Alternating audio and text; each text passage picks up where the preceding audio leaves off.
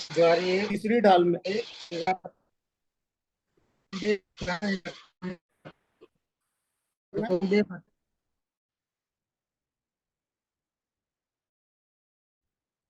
मुझे बताया नहीं नहीं नहीं, करिए करिए बिशप।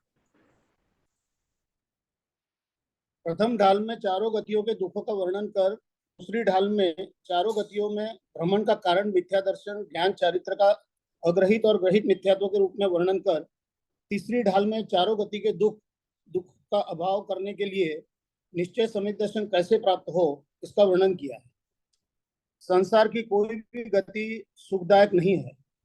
निश्चय सम्यक दर्शन ज्ञान निश्चय सम्यक दर्शन से ही पंच परावर्तन रूप संसार समाप्त होता है, अन्य किसी कारण से नहीं।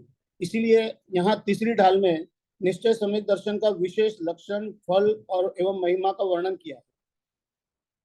आत्मा का कल्याण सुख प्राप्त करने में है। आकुलता का मिट जाना वही सच्चा सुख है। मोक्ष ही सुख स्वरूप है। सम्यक दर्शन, सम्यक ज्ञान, सम्यक चरित्र, इन तीनों की एकता सो मोक्ष मार्ग है। उसका कथन दो प्रकार से है, निश्चय मोक्ष मार्ग और व्यवहार मोक्ष। निश्चय सम्यक दर्शन ज्ञान चारित्र का वास्तविक रूप है, मोक्ष मार्ग का वास्तविक रूप है, जो सत्यार्थ स्वरूप को बतलाने वाला है, वही निश्चय मोक्ष मार्ग है। और व्यवहार सम्यक दर्शन ज्ञान चारित्र निश्चय मोक्ष मार्ग का कारण सहचारी है, जो उपचरित बात को बतलाने वाला है, वो वही व्यवहार मोक्ष मार्ग है। निश्चय मोक्ष मार्ग में निश्चय सम्यक दर्शन को समझाते हुए पंडित दौलत राम जी ने कहते हैं कि परद्रव्यों से भिन्न अपनी आत्मा की जो रुचि है, उसकी जो प्रतीति है, उसका जो श्रद्धान है, वही सम्यक दर्शन है। अपने आत्मा स्वरूप का रुचि पूर्वक जो ज्ञान हो रहा है, वह सब सम्यक ज्ञान है। और अपना रूप चैतन रूप उपयोग में है, उसमें ही लीन रहना, स्थिर रहने को सम्यक चारित्र कहा है। इस तरह सम्यक दर्शन ज्ञान चारित्राणी मोक्ष मार्ग को निश्चय मोक्ष मार्ग बताया। अब व्यवहार से मोक्ष मार्ग को बताते हुए दौलत राम जी व्यवहार मोक्ष मार्ग को निश्चय मोक्ष मार्ग का हेतु कारण बताते हैं। जिनेन्द्र भगवान द्वारा कहे गए 7 तत्वों को जैसा उनके द्वारा बताया गया है, वैसा के वैसा श्रद्धान करना सो व्यवहार समकित्व है। उन 7 तत्वों के यथार्थ श्रद्धान को व्यवहार मोक्ष मार्ग में इसलिए लिया क्योंकि यहाँ भेद रूप श्रद्धान हो रहा है, और जहाँ भेद करके समझाया जाता है उसे व्यवहार मोक्ष मार्ग कहते हैं। निश्चय मोक्ष मार्ग में सिर्फ अभेद आत्म श्रद्धान की बात करते हैं। 7 तत्वों में जीव, अजीव, आश्रव, बंध, संवर, निर्जरा और मोक्ष के भेद प्रभेद समझाते हुए दौलत राम जी कहते हैं, आत्म जीव तत्व के 3 भेद बताते हैं, बहिरात्मा, अंतरात्मा और परमात्मा। बहिरात्मा देह और आत्मा को एक मानने वाला, एकत्व, ममत्व, भोक्तृत्व की शरीर में बुद्धि रखता है, तत्व से मूढ़ है, ऐसा मिथ्या दृष्टि आत्मा बहिरात्मा कहलाता है। अंतरात्मा सम्यक दृष्टि ज्ञानी जीव जिन्होंने भेद ज्ञान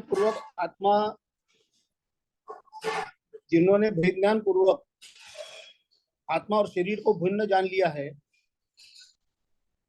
वे अंतरात्मा होते हैं। उसमें 3 प्रकार है, उत्तम, मध्यम और जघन्य अंतरात्मा। उत्तम अंतरात्मा अंतरंग और बहिरंग दोनों प्रकार के परिग्रह से रहित 7वें से 12 लेकर 12वें गुणस्थान तक वर्तते शुद्ध उपयोगी मुनि उत्तम अंतरात्मा है। मध्यम अंतरात्मा 6वें गुणस्थान के समय अंतरंग और बहिरंग परिग्रह रहित भावलंगी मुनि तथा 2 कषाय के अभाव सहित सम्यक दृष्टि श्रावक मध्यम अंतरात्मा। जघन्य अंतरात्मा व्रत रहित सम्यक दृष्टि जीव 4थे गुणस्थान वर्ती श्रावक होते हैं।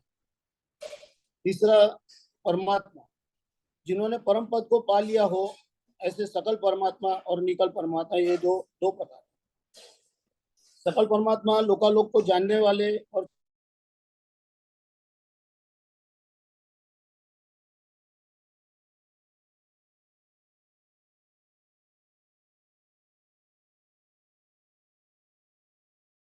जो अनंत सुख को भोगते हैं निकल परमात्मा कहलाते हैं। इन तीनों प्रकार की आत्मा में बहिरात्मा को हेय समझकर छोड़ने लायक है और अंतरात्मा होकर परमात्मा का ध्यान करते हुए अपने आनंद स्वरूप में ही सदा के लिए मग्न हो जाना चाहिए। इस तरह प्रथम जीव तत्वों को दौलत राम जी ने समझाया। उसके बाद है अजीव तत्व। चेतनता के बिना जितने भी तत्व है, उद्गल, धर्म, अधर्म, आकाश, अजीव तत्व, इनमें एक उद्गल ही मूर्तिक है, बाकी सब अमूर्तिक है। उद्गल के 20 प्रभेद है। धर्म जीव और उद्गल को चलने में सहायक है, वो धर्म द्रव्य। अधर्म द्रव्य जीव और उद्गल को स्थिर होने में सहायक है, वो अधर्म है।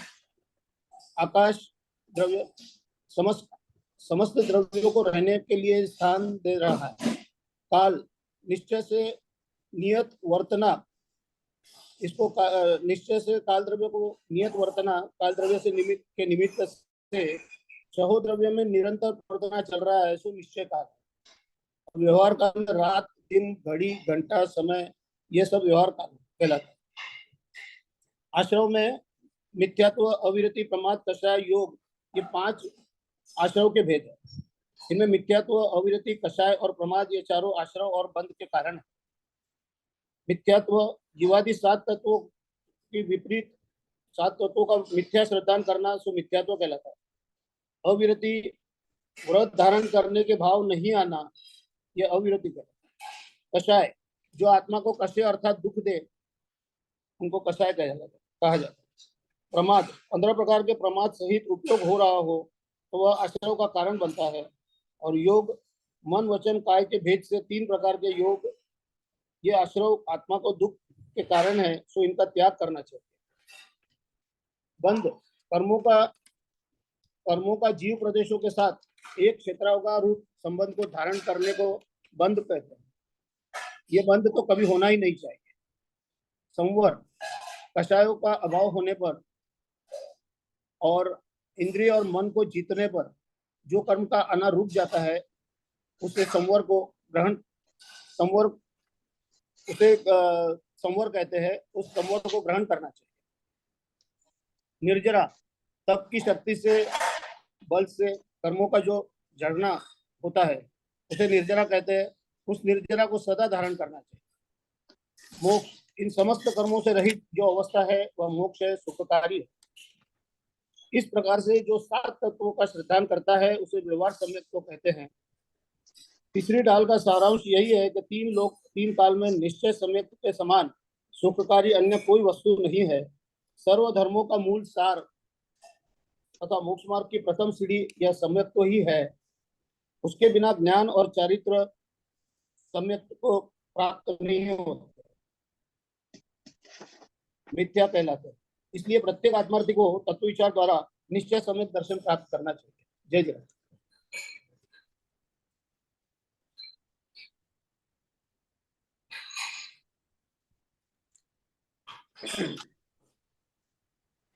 चलिए, बहुत बढ़िया, बहुत अच्छे से आपने विषय रखा है। बाकी सब लोग समय का थोड़ा सा ध्यान रखें, है ना? आपको 5 से 7 मिनट के बीच में ही 5 मिनट, 4 से 5 मिनट के बीच में अपना पूरा विषय रखना है और पॉइंट टू पॉइंट आपको बात करनी है। जो मुख्य बातें हैं वही आपको बतानी है, ठीक है? चलिए, बाकी बहुत अच्छी बात है, बहुत अच्छे से आपने विषय रखा है। अगर सामान्य बहुत शॉर्ट में यदि हमें निश्चय और व्यवहार मोक्ष मार्ग को समझाना हो कौशिक जी भाई साहब, तो हम क्या कहेंगे? और दूसरा, निश्चय और व्यवहार ये 2 मोक्ष मार्ग हैं, मतलब एक निश्चय मोक्ष मार्ग, एक व्यवहार मोक्ष मार्ग, या फिर क्या है? थोड़ा स्पष्ट कीजिए। व्यवहार निश्चय मोक्ष मार्ग ही सही मोक्ष मार्ग है। ये तो कारण है, उसका हेतु है व्यवहार मोक्ष मार्ग। हाँ, नहीं तो 2 मोक्ष मार्ग है ना, अलग अलग, एक निश्चय मोक्ष मार्ग और दूसरा नहीं, एक व्यवहार मोक्ष नहीं, मार्ग, तो ऐसे निश्चय 2 मोक्ष मार्ग मोक्ष मार्ग हो गए ना। नहीं, व्यवहार मोक्ष मार्ग है। अरे निश्चय मोक्ष मार्ग ही सही मोक्ष मार्ग है। सम्यक दर्शन, ज्ञान, चरित्र का जो मोक्ष वही सही मोक्ष मार्ग है। वो देखिए, उसमें इसमें ऐसे हमें कहना है कि मोक्ष मार्ग दो नहीं है, दो नहीं है, मोक्ष मार्ग तो एक ही है।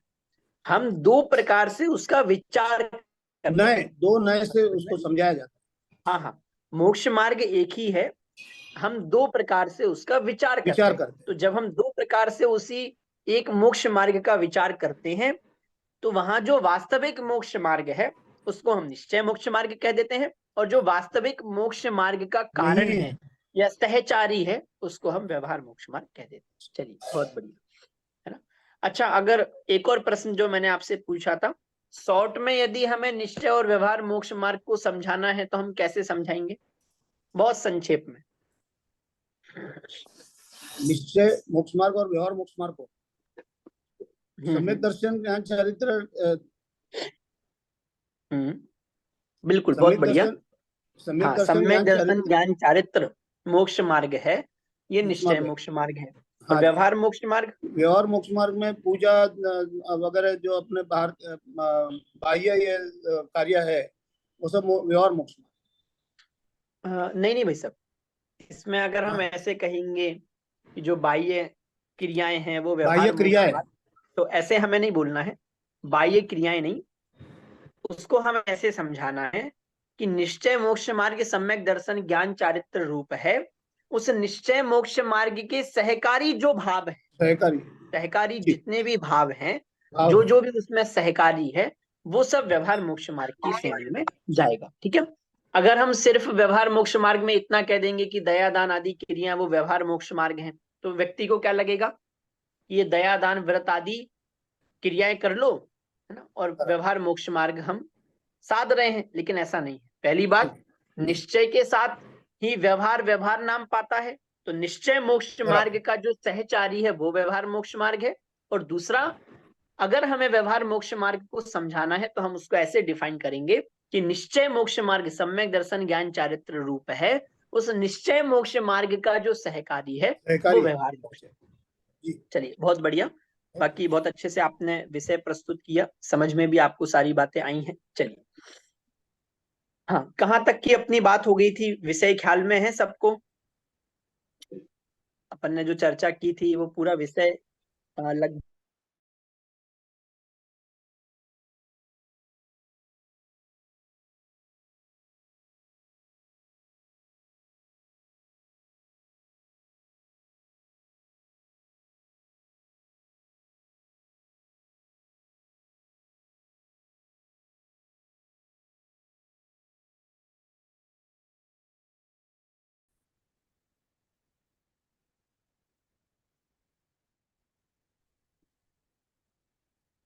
चलिए, वो थोड़ा सा डिस्टरबेंस आ गया था। ठीक है, तो अपन ने अभी बात समझी ली है, व्यवहार मोक्ष मार्ग, निश्चय मोक्ष मार्ग। मैं आपसे पूछ रहा था कि क्या प्रकरण चल रहा था, कहाँ तक की अपनी बात हुई थी, कुछ ख्याल में है? कितने छंद हमारे हो गए हैं शैली जी? भैया हमारे 9 छंद हो गए थे। हाँ, ठीक है, 9 छंद हो गए थे। राहुल जी भाई सब, क्या बात अभी तक आई है उन 9 छंदों का, यदि हम सार कहें तो 9 छंदों में क्या बात आई, जो भी आपको ख्याल में हो, जो समझ में आ रहा हो? आई थिंक वही निश्चय मोक्ष मार्ग और वो व्यवहार मोक्ष मार्ग को समझाया गया है, जिसके अंदर जैसे कि जीव अजीव तत्व, बंध आश्रव, निजरा, मोक्ष, इनको डिटेल में समझाया गया है। किस तरीके से हम ये प्रकरण उठा कहाँ से? ये ये प्रकरण कहाँ से उठा? ये प्रकरण उठा है कि अ, क्योंकि जब उन्होंने दुखों का, पहली डाल में उन्होंने दुख बताया, फिर दुखों का कारण बताया, फिर दुखों के छूटने का मार्ग बता रहे थे, वहां से उठा।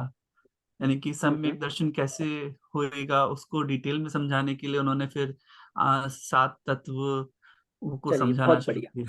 बहुत बढ़िया ना, कि भैया अभी दुख भी बता दिए पहली ढाल में, दूसरी ढाल में दुखों का कारण भी बता दिया। अब उन दुखों से मुक्ति का उपाय भी तो बताना पड़ेगा। तो सबसे पहले तो कहा कि उन दुखों से पूर्णतः मुक्ति कहाँ मिलेगी? मोक्ष में। ठीक है, इसलिए उस मोक्ष के मार्ग को बता रहे हैं। तो मोक्ष मार्ग बताया। अब मोक्ष मार्ग बताने के पहले ये बात स्पष्ट कर दी कि मोक्ष मार्ग एक है, हम दो प्रकार से उस मोक्ष मार्ग का विचार करेंगे, तो निश्चय मोक्ष मार्ग और व्यवहार मोक्ष मार्ग। ठीक है, ऐसे भेद करके मोक्ष मार्ग को समझा रहे हैं। अब सबसे पहले निश्चय मोक्ष मार्ग में जब उन्होंने कहा सम्यक दर्शन ज्ञान चारित्र ये मोक्ष मार्ग है, तो सम्यक दर्शन ज्ञान चारित्र को समझाना पड़ेगा, है ना। तो सम्यक दर्शन के बारे में चर्चा प्रारंभ की थी। सम्यक दर्शन ज्ञान चारित्र को सामान्य रूप से समझाया, फिर उसके बाद सम्यक दर्शन की चर्चा प्रारंभ की। सम्यक दर्शन को समझाने के लिए सबसे पहले कहा 7 तत्वों का यथार्थ श्रद्धान ही सम्यक दर्शन है। तो उन 7 तत्वों को एक्सप्लेन किया, इन 7 तत्वों का यथार्थ वो सम्यक दर्शन। फिर उस दिन अंत में मैंने आपको ये बात भी स्पष्ट की थी, ये पूरी तीसरी ढाल में कीर्ति जी सम्यक दर्शन की मुख्यता से ही वर्णन, ठीक है। फिर उसके बाद अगली ढाल में ज्ञान के संबंध में बात की है, और फिर आगे की ढालों में चारित्र के संबंध में बात की है। मतलब अगर हम शॉर्ट में पूरे 6 डाला की विषय वस्तु देखें तो दुख, दुखों का कारण और दुखों से मुक्ति का उपाय। बात समझ में आ रही है? दुख है ना, ये जीव कैसे कैसे दुख भोग रहा है, उन दुखों का कारण क्या है और उन दुखों से छूटने का उपाय क्या है। तो दुखों से छूटने का उपाय बताया, सम्यक दर्शन ज्ञान चारित्र ही दुखों से छूटने का उपाय है। सम्यक दर्शन ज्ञान चारित्र का वर्णन चालू कर दिया। सबसे पहले हम सम्यक दर्शन के बारे में चर्चा कर रहे हैं, ठीक है। चलिए निकालिए 10वें नंबर का छंद। हाँ, आप में से कोई शेयर करेगा?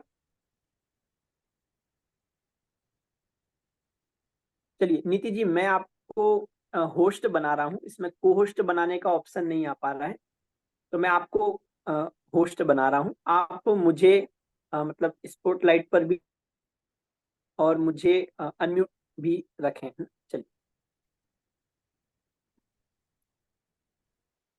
आवाज आ रही है नीति जी आपको?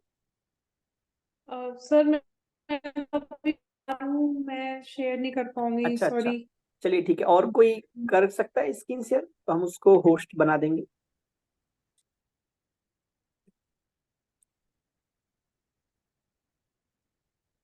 कोई कर पाएगा? चलिए ठीक है, कोई बात नहीं, मैं ही करता हूँ।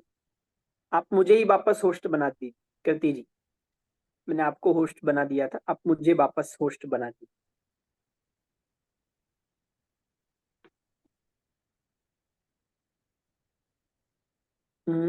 नीति जी आवाज आ रही है?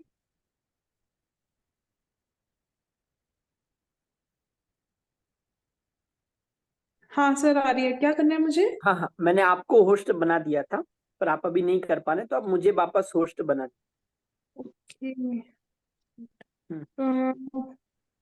कहाँ जाऊं मैं? अरे हम पाठशाला के नाम से मैं अभी जुड़ा हूँ, उस पर आप क्लिक ओके, करेंगे तो वहां होस्ट का ऑप्शन आएगा, मेक होस्ट, तो आप होस्ट वापस मुझे बना। ठीक है।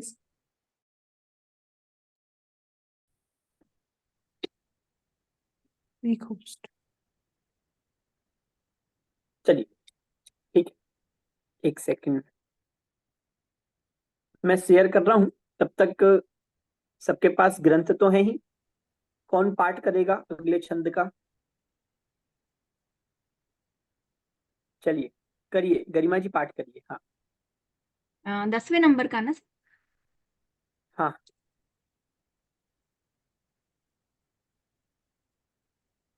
सकल कर्म ते रहित अवस्था, सो शिव थिर सुखकारी। यही विद्य जो सर था तत्वन की, सो समिपित व्यवहारी। देव जिनेन्द्र गुरु परिग्रह बिन, धर्म जया जित सारो। यह मान समकित को कारण, अष्ट अंग जित सारो।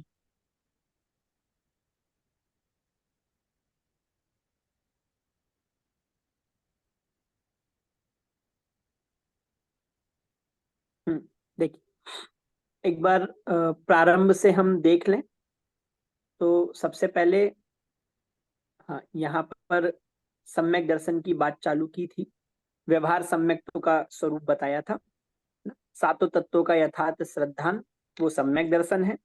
फिर सातों तत्वों के बारे में चर्चा प्रारंभ की, सबसे पहले जीव के बारे में चर्चा की, जीव के बहिरात्मा, अंतरात्मा, परमात्मा, ऐसे 3 भेद करते हुए जीव की चर्चा की। उसके बाद जीव की चर्चा देखिए यहाँ तक 6वें नंबर के श्लोक तक। फिर अजीव के बारे में चर्चा की ना। अजीव के बाद आकाश काल के बारे में चर्चा की। ठीक है,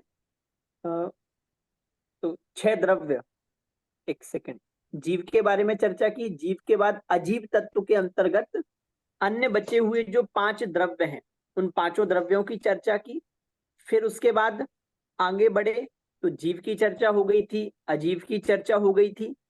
9वें नंबर के छंद में आश्रव, बंध, संवर, निर्जरा, इनकी चर्चा की। ठीक है, 10वें नंबर के छंद में मोक्ष की चर्चा की थी।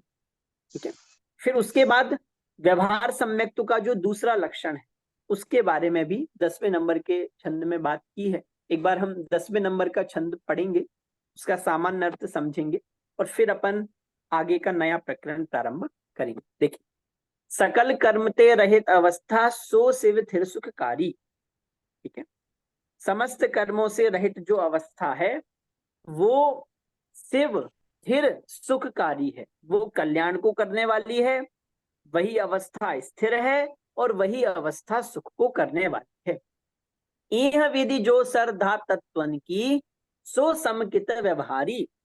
यह विधि इस प्रकार जो श्रद्धा तत्वन की, जो श्रद्धान करता है तत्व का, सो समकित व्यवहारी, उसको व्यवहार सम्यक तो कहा जाता है। अब यह विधि की विधि तो आगे जो 7 तत्वों का वर्णन किया, जीव का, अजीव में 5 द्रव्यों का, आश्रव, बंध, संवर, निर्जरा और अभिमोक्ष का, इन 7 तत्वों का जैसा जैसा स्वरूप कहा है वैसा वैसा जो इन 7 तत्वों का श्रद्धान करता है सो समकित व्यवहारी, उसको व्यवहार सम्यक भी कहा जाता है। ठीक है, उसके बाद देव जिनेन्द्र गुरु परिग्रह भिन्न धर्म दयाजुत सारो, ये हूं मान समकित को कारण अष्ट अंगजुत धारो।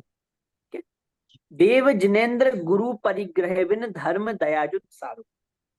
देव की मतलब सच्चे देव, जिनेन्द्र देव है ना। जिनेन्द्र देव वीतरागी, सर्वज्ञ, हितोपदेशी, ऐसे जो जिनेन्द्र देव हैं।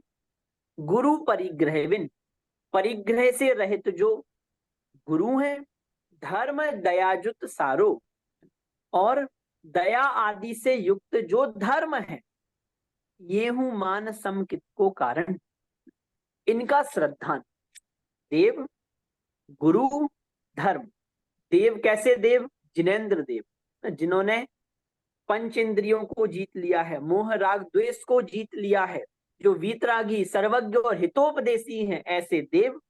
समस्त प्रकार के परिग्रहों से रहित ऐसे गुरु। ठीक है, और दयाजुत अर्थात दया से युक्त। अब दया कहा है, उपलक्षण रूप कहा है, लेकिन वहां पर अन्य सभी अहिंसा आदि का ग्रहण हमें करना है। ठीक है, तो ऐसा अहिंसा युक्त जो धर्म है, ये हूं मान, इनको बात समझ में आ रही? को मान मतलब जानना चाहिए। क्या जानना चाहिए?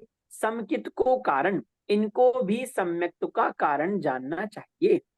अष्ट अंगयुक्त धारो, और अष्ट अंगों को धारण करना चाहिए। ठीक है, कुछ बात समझ में आ रही है आपको? देखिए, प्रकरण बहुत सरल है। इतना कह रहे हैं, जब भी हमने सम्यक्त के बारे में चर्चा की है तो आपको चारों परिभाषाएं सम्यक दर्शन की ख्याल में है। तत्वार्थ श्रद्धानम सम्यक दर्शनम, देव शास्त्र गुरु का सच्चा श्रद्धान सम्यक दर्शन है, स्वपर का भेद विज्ञान सम्यक दर्शन है, और आत्म श्रद्धान सम्यक दर्शन। ठीक है, तो इनने क्या किया, जो 2 परिभाषा है, स्वपर का भेद विज्ञान और आत्म श्रद्धान, उसको तो अनुभूति जी इन्होंने निश्चय सम्यक दर्शन में लिया। ठीक है, बाकी जो 2 परिभाषाएं हैं, कौन कौन सी? 7 तत्वों का यथार्थ श्रद्धान, भेद रूप 7 तत्वों का यथार्थ श्रद्धान, और देव शास्त्र गुरु का यथार्थ श्रद्धान। इन दोनों को उन्होंने व्यवहार सम्यक्त की श्रेणी में डाला। ठीक है, बात समझ में आ गई? क्लियर हो रही है? निश्चय सम्यक दर्शन का पहले वर्णन कर दिया था, अब व्यवहार सम्यक्त का वर्णन करने में सात तत्वों का यथार्थ श्रद्धान सम्यक दर्शन, उसका बहुत विस्तार से वर्णन किया। और अब कहा कि भैया देव शास्त्र गुरु का श्रद्धान भी सम्यक में कारण है। ठीक है, इसके बाद अब हम और उपचार करें, बात समझ में आ रही है? और हम अगर उपचार में जाएं तो वो कह रहे हैं अष्ट अंगों से भी सम्यक्त्व की पहचान होती है। सम्यक दृष्टि जीव अष्ट अंगों को भी धारण करता है। अभी उन 8 अंगों का भी वर्णन आएगा। आप लोग पहले सब पढ़ चुके हो, सबको नाम भी ख्याल में है, प्रवचन सभाओं में भी सबने बहुत बार नाम सुने हैं। बहुत बढ़िया प्रकरण है, तो वो भी पढ़ने में अपन को बहुत मजा आएगा। पर बाकी विषय वस्तु पूरी ख्याल में आ रही है, सबको समझ में आ रहा है? उर्मिला जी कनेक्ट कर पा रहे हो? रुचि जी समझ में आ रहा है? बहुत सरल है। ठीक है, चलिए बढ़े अपन आगे। देखिए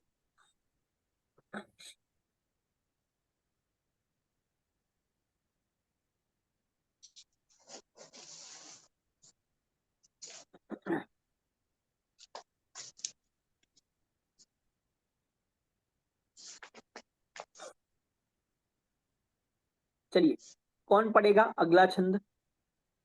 11वें नंबर का छंद।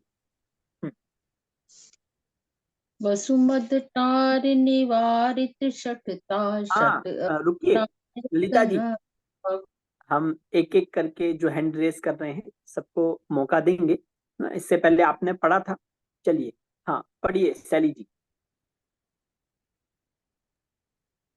वसुवदटारि निवारित शर्ता शट अनायतन त्यागो संकादिक वसु दोष विना संवेगादिक चित पागो अष्ट अंग अरु दोष 25 तिन संक्षेपे कहिए बिन जाने ते दोष गुणन को कैसे तजिए गइये। चलिए बहुत बढ़िया।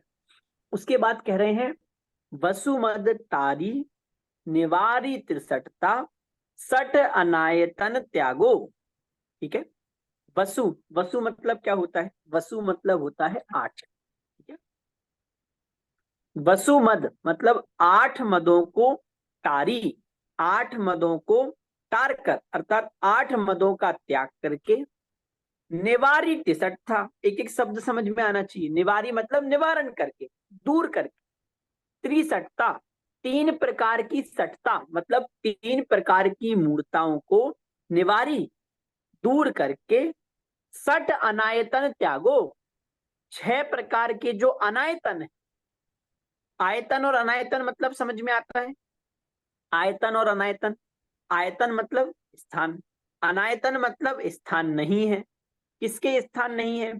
तो जो धर्म के स्थान नहीं है ऐसे 6 अनायतनों को त्यागो। संकादिक वसु दोष बिना, संकादिक शंका आदि वसु 8 दोषों के बिना। भी अपन शाब्दिक अर्थ देख रहे हैं, फिर एक एक का भाव भी देखेंगे। संकादिक, शंका, कांक्षा, विचिकित्सा आदि जो 8 दोष हैं इनके बिना, मतलब इनको भी छोड़ो। और संवेगादिक चित्त पागो, और संवेग आदि को चित्त में पागो, अर्थात संवेग आदि में चित्त को लगाओ। ठीक है, संवेग आदि में मतलब संवेग, अनुकंपा, आस्तिक, है ना, ये जो 3 गुण कहे जाते हैं सम्यक दृष्टि के, इनमें चित्त को लगाओ। अष्ट अंग अरु दोष 25 तिन संक्षेपे कहिए बिन जाने ते दोष गुणन को कैसे तजिए गइये। कह रहे हैं कि ये जो 8 अंग हैं जिन्हें धारण करना है, अरु दोष 25 दोष हैं जिन्हें छोड़ना है। तिन संक्षेपे कहिए, उनको हम संक्षेप में कह रहे हैं। क्यों कह रहे हैं?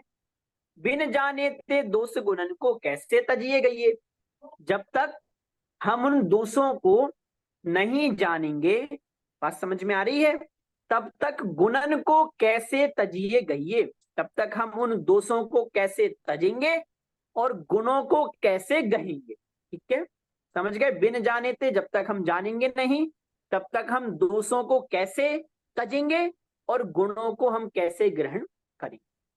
क्लियर हो रही है बात? समझ में आ रहा है? देखिए एक बार वापस से रिपीट कर देते हैं, कठिन तो नहीं हो रहा है, बहुत सरल है। ये पूरा जो वर्णन चल रहा है ये पूरा वर्णन व्यवहार ठीक है। प्रिया जी समझ में आ रहा है? कविता जी, आतिश जी, भाई साहब, सबको समझ में आ रहा होगा? बहुत जी हाँ।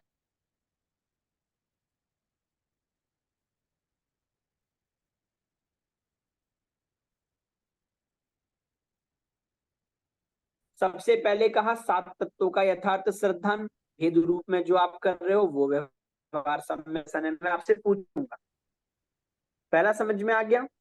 दूसरे नंबर पर क्या कहा? दूसरे नंबर पर क्या कहा? दूसरे नंबर पर कह रहे हैं, बताइए, देव शास्त्र गुरु का यथार्थ श्रद्धान, वो सम्यक दर्शन है। ठीक है। फिर तीसरे नंबर पर क्या कह रहे हैं? कौन बताएगा आप लोग में से? देव शास्त्र गुरु के यथार्थ श्रद्धान के बाद इसकी कृति जी बताइए। स्वपर भेद विज्ञान। नहीं नहीं, स्वपर भेद विज्ञान और आत्म श्रद्धान, उसको तो हमने निश्चय सम्यक दर्शन में ले लिया। अभी हम व्यवहार सम्यक दर्शन में पूछ रहे हैं। व्यवहार सम्यक दर्शन में सबसे पहले 7 तत्वों का भेद रूप श्रद्धान, फिर उसके बाद देवशास्त्र गुरु का यथार्थ श्रद्धान, उसके बाद किसको लिया? सम्यक दर्शन के 8 अंग। हाँ, बहुत बढ़िया। उसके बाद कि भैया जो इन निसंकित, निकांक्षित आदि 8 अंगों से सहित है वो सम्यक दृष्टि है। ठीक है। अब उसको ही समझाने के लिए कि जो 25 दोषों से रहित है। अब 25 दोष 25 कैसे हो गए? काउंटिंग कोई बता सकता है 25 दोष कौन कौन से? किसी को काउंटिंग समझ में आई है 25 दोषों की? हाँ बताइए रमेश जी, भाई साहब। हाँ जी, 8 तो जो शंका और विचिकित्सा वगैरह जो 8 जो हैं बहुत बढ़िया। वो 8 और 6 संकादि दोष है ना। संकादि दोष मतलब शंका, आकांक्षा। अभी अपन 8 अंगों की चर्चा करेंगे ना, तो उससे विपरीत शंका, आकांक्षा, विचिकित्सा आदि 8 दोष। ठीक है। उसके बाद 6 अनायतन जो धर्म के 6 स्थान नहीं। अनायतन। ठीक है। तो 8 और 6 14। चलिए बहुत बढ़िया। उसके बाद 3 मूर्ता, देवगुरु 3 मूर्ता। धर्म। ठीक है। और हाँ, 3 8 मूर्ता 8 तो कितने हो गए? 17। और 8 मद, हाँ बहुत बढ़िया। उसके बाद 8 मद है ना। अभी 8 जाति मदों कुल की चर्चा भी आएगी। आप लोगों ने पहले उनका वर्णन सुना भी होगा। जब उत्तम मार्दव धर्म की चर्चा हम करते हैं तो तब 8 मदों के बारे में भी हम बहुत विस्तार से बात करते हैं ना। तो 8 मद, ये 25 दोष है। बात समझ में आ रही है? तो सम्यक दर्शन के पहले पॉइंट में, व्यवहार सम्यक के पहले पॉइंट में 7 तत्वों का यथार्थ श्रद्धान, दूसरे पॉइंट में देव शास्त्र गुरु का यथार्थ श्रद्धान, तीसरे पॉइंट में क्या लिया? 8 अंगों का पालन। ठीक है। फिर उसके बाद चौथे पॉइंट में क्या लिया है? तो संकादि 25 दोषों से रहित है। पांचवें पॉइंट में क्या लिया है? अनुभूति जी, एक चीज और अभी रह रही है। हाँ बताइए। संवेग, अनुकंपा और आस्तिक। आस्तिक्य। हाँ चलिए बहुत बढ़िया। ये वहां जो ध्यान लिखा रखना। ना संवेगादिक चित्त पागो, तो संवेग, अनुकंपा और आस्तिक, इनमें चित्त को लगा।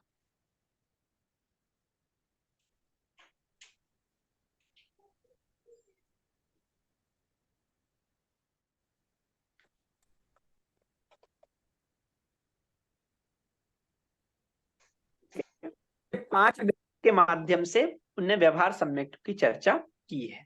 चलिए बढ़े अपन आगे। कुछ पूछ रहे हैं श्रद्धा जी? हाँ बोलिए। सर ये संवेग, अनुकंपा, आस्तिक और प्रशम का क्या मीनिंग बता रहे हैं? अभी सबकी चर्चा आएगी श्रद्धा जी, तो अपन इसलिए अभी रुक रहे हैं। जी हमने अभी किसी का भी स्वरूप नहीं समझा है। अभी सबका स्वरूप चर्चा हुई है। पहला जो पॉइंट था 7 तत्वों का यथार्थ श्रद्धान, उसके बारे में हुई है। और दूसरा देव गुरु धर्म है ना, विस्तार अभी उन्होंने करना बहुत ज्यादा उचित नहीं समझा, तो उसके बारे में विस्तार नहीं किया। सिर्फ इतना कह दिया, देव में सच्चे जिनेंद्र देव को लेना है, गुरु में जो परिग्रह से रहित गुरु हैं उनको लेना है, और धर्म में अहिंसा युक्त धर्म को लेना है। ठीक है। तो दूसरे पॉइंट की चर्चा भी अपनी हो गई। अब बाकी के जितने बिंदु हैं उनके बारे में अभी अपन एक एक करके चर्चा करेंगे, ठीक है। चलिए बढ़ते हैं आगे। हाँ चलिए, कौन पढ़ेगा अगला छंद? हैंड रेस करें भैया।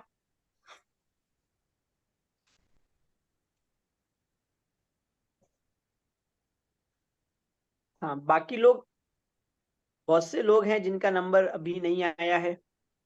कौन पढ़ेगा? हैंड रेस करें। चलिए हाँ पढ़िए। हाँ राहुल जी भाई सब पढ़िए।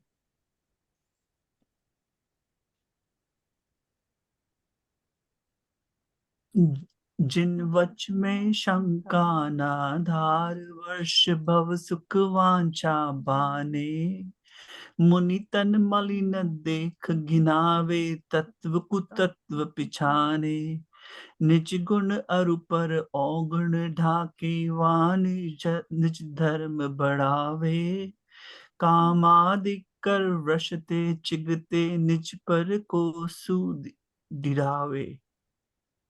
चलिए बहुत बढ़िया।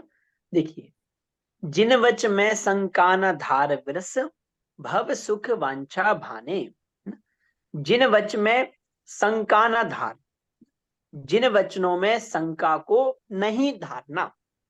सबसे पहला अंग कौन सा है? अष्ट अंगों में सबसे पहला अंग कौन सा है? बताओ भैया, जल्दी से हैंड रेस करो।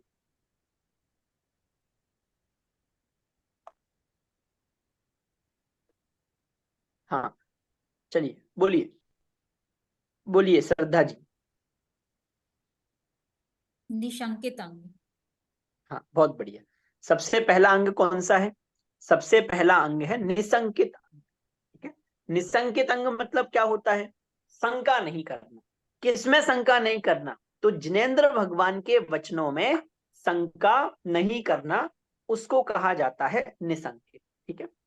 अब मेरा एक प्रश्न है कि भैया जिनेंद्र भगवान के वचनों में शंका नहीं करना मतलब क्या कहना चाह रहे हैं? कि जैसा कहा वैसा मान लें? अगर समझ में नहीं आ रहा है तो पूछेंगे ना, कोई बात स्पष्ट नहीं होगी तो पूछेंगे। और भैया हम तो ऐसे ही करते हैं, हमें जो बात समझ में नहीं आती हम पूछते ही नहीं है, तो हम तो सब सम्यक दृष्टि हो गए। तो फिर यहाँ क्या कहना चाह रहे हैं? जिन वचन में शंका नहीं धारण करना है, इससे क्या कहना चाह रहे हैं? तो यहाँ जिन वचन में शंका नहीं करना है, इसका मतलब ये नहीं है रुचि जी कि कभी कोई बात समझ में नहीं आए तो भैया अगर हम शंका करेंगे पूछेंगे तो ये तो हमारे सम्यक्त्व पर प्रश्न चिन्ह लग जाएगा, ऐसा नहीं है। कदाचित कोई बात समझ में नहीं आ रही है, कोई अर्थ स्पष्ट नहीं हो पा रहा है, तो सम्यक दृष्टि जीव भी यदि उसको कोई बात समझ में नहीं आ पा रही है तो पूछेगा ही ना। करना नियोग की कोई बात है, कोई हिसाब है, समझ में नहीं आ पा रहा है तो समझेगा। अध्यात्म का कोई सूत्र है, समझ में नहीं आ पा रहा है तो प्रश्न पूछेगा, उस शंका का निवारण करेगा, है ना। फिर यहाँ जिन वचन में शंका नहीं करने का क्या मतलब है? तो यहाँ ये कहना चाह रहे हैं जिनेंद्र भगवान ने जो मार्ग बताया है वो मार्ग बिल्कुल सच्चा है, उसकी परीक्षा तो करनी है। बात समझ में आ रही है? उस मार्ग की परीक्षा तो करनी है, परीक्षा प्रधानी तो होना है, लेकिन शंका नहीं करनी। परीक्षा करना है, परीक्षा करके वो यथार्थ भाषित हो रहा है तो उसी मार्ग पर चलना है। लेकिन शंका करना मतलब जिनेंद्र भगवान ने कहा है सही भी हो सकता है नहीं भी हो सकता है, ऐसा नहीं। जिनेंद्र भगवान जो बात कह रहे हैं वो बात बिल्कुल यथार्थ है। बात समझ में आ रही है? क्यों? क्योंकि वे वीतरागी सर्वज्ञ और हितोपदेशी हैं, वे कभी उस बात को गलत कह ही नहीं सकते। तो जिन वचन में शंका नहीं धारण करना मतलब एक अर्थ समझ में आ गया। दूसरा अर्थ, यहां हम सिर्फ यही अर्थ समझते हैं ना कृति जी, तो बहुत ज्यादा मजा नहीं आता है। मतलब क्या कहना चाह रहे हैं कि जिन वचनों में शंका नहीं करना और वो सम्यक जी का सबसे पहला गुण रखा है, नहीं है। वहां हमें उसकी गहराई में जाना चाहिए। हम बचपन से सुन तो रहे हैं पर हम बहुत विचार नहीं करते। ये सबसे पहला गुण, सम्यक दृष्टि का ये सबसे पहला गुण अगर कह रहे हैं तो कुछ तो कारण होगा। यहाँ वास्तविकता ये है, विचार हमें ये करना है, जैसे समझो कोई सम्यक दृष्टि जीव है, अभी बहुत तीव्र पाप कर्म का उदय आ गया, सम्यक दृष्टि जीव है और उसके तीव्र पाप कर्म का उदय आ गया। अब ऐसा कहते हैं ना, सम्यक दृष्टि उसके पाप कर्म का उदय, तो सबकी नाक सिकुड़ जाती है, भैया काय का सम्यक दृष्टि, अगर पाप कर्म का उदय उसके भी आ रहा है। पर ऐसा नहीं है, सम्यक दृष्टि जीव के भी पाप कर्म का उदय आ ही सकता है ना। आ क्या सकता है, आता है। मुनिराज के ऊपर उपसर्ग हो रहे हैं तो पुण्य कर्म के उदय में हो रहे हैं, पाप कर्म के उदय में ही तो हो रहे हैं। सम्यक दृष्टि के भी पाप कर्म का उदय आ सकता है। लेकिन अब जिन वचन में शंका नहीं करने का भाव बता रहा हूं, समझो कदाचित पाप कर्म का उदय है और उससे परिस्थितियां विपरीत बन रही हैं, संयोगों का वियोग हो रहा है, तो उस समय सम्यक दृष्टि जीव जिनेंद्र भगवान के वचनों में श्रद्धान करता है, शंका नहीं करता। मिथ्या दृष्टि जीव तो क्या विचार करेगा कि देखो हम सब अच्छा अच्छा कर रहे, फिर भी हमारे साथ बुरा हो रहा, रोज मंदिर जा रहे हैं, जिनेंद्र भगवान की आराधना कर रहे हैं और हमारे साथ बुरा ही बुरा हो रहा। बात समझ में आ रही है? सम्यक दृष्टि जीव जिनेंद्र भगवान के वचनों पर शंका नहीं करेगा, वो बिल्कुल दृढ़ रहेगा, उसको ये श्रद्धान रहेगा कि हाँ ये पूर्व कर्म में किए हुए पाप कर्मों का फल है। अभी वर्तमान में मैं जो जिस मार्ग पर चल रहा हूं, मैं जो साधना कर रहा हूं, वो निश्चिंततः बिल्कुल यथार्थ है। बात समझ में आ रही है? ये भाव है। अब ऐसे आपको एक एक परिस्थिति पर घटाना है। कदाचित कोई परिस्थिति बन रही है, कोई विपरीत संयोग बन रहे हैं, तो उस समय सम्यक दृष्टि जीव जिनेंद्र भगवान के वचनों पर शंका नहीं करता। वो यही श्रद्धान रखता है कि जिनेंद्र भगवान ने जो मार्ग बताया है, मैं उस मार्ग पर चलकर ही सुखी हो सकता हूं। मैं पर द्रव्य में हेर फार करने की बुद्धि से सुखी नहीं होऊंगा, मैं इन संयोगों को बदलने के भाव पूर्वक सुखी नहीं होऊंगा। ये पर द्रव्य मुझे सुखी नहीं कर सकता, ये पर द्रव्य मुझे दुखी नहीं कर रहा। ये भाव है जिनेंद्र भगवान के वचनों में शंका नहीं कर। अब समझ में आ रहा है? बढ़े आगे, पक्की बात, इतना भाव समझ में आ गया? चलिए बहुत बढ़िया, समझ में आ रहा है। और जब हम ये विशेष अर्थ में जाते हैं तो वास्तव में आनंद आता है, जोश भी आता है कि हाँ भैया, वरना तो लगता है रूखा रूखा।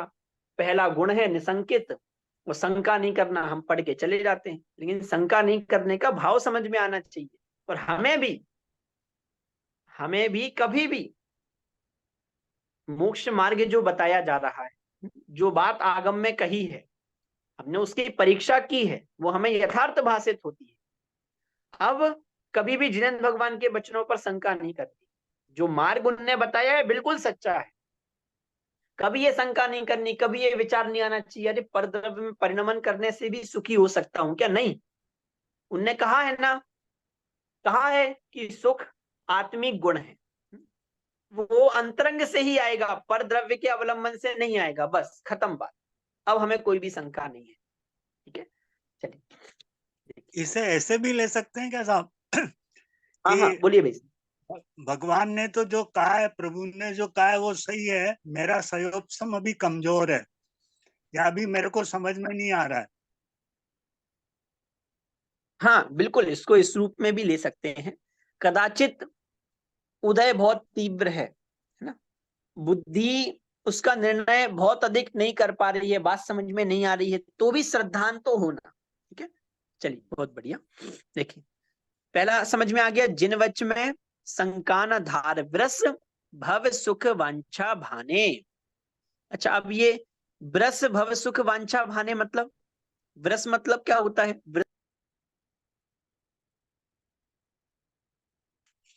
धर्म, ब्रश मतलब धर्म।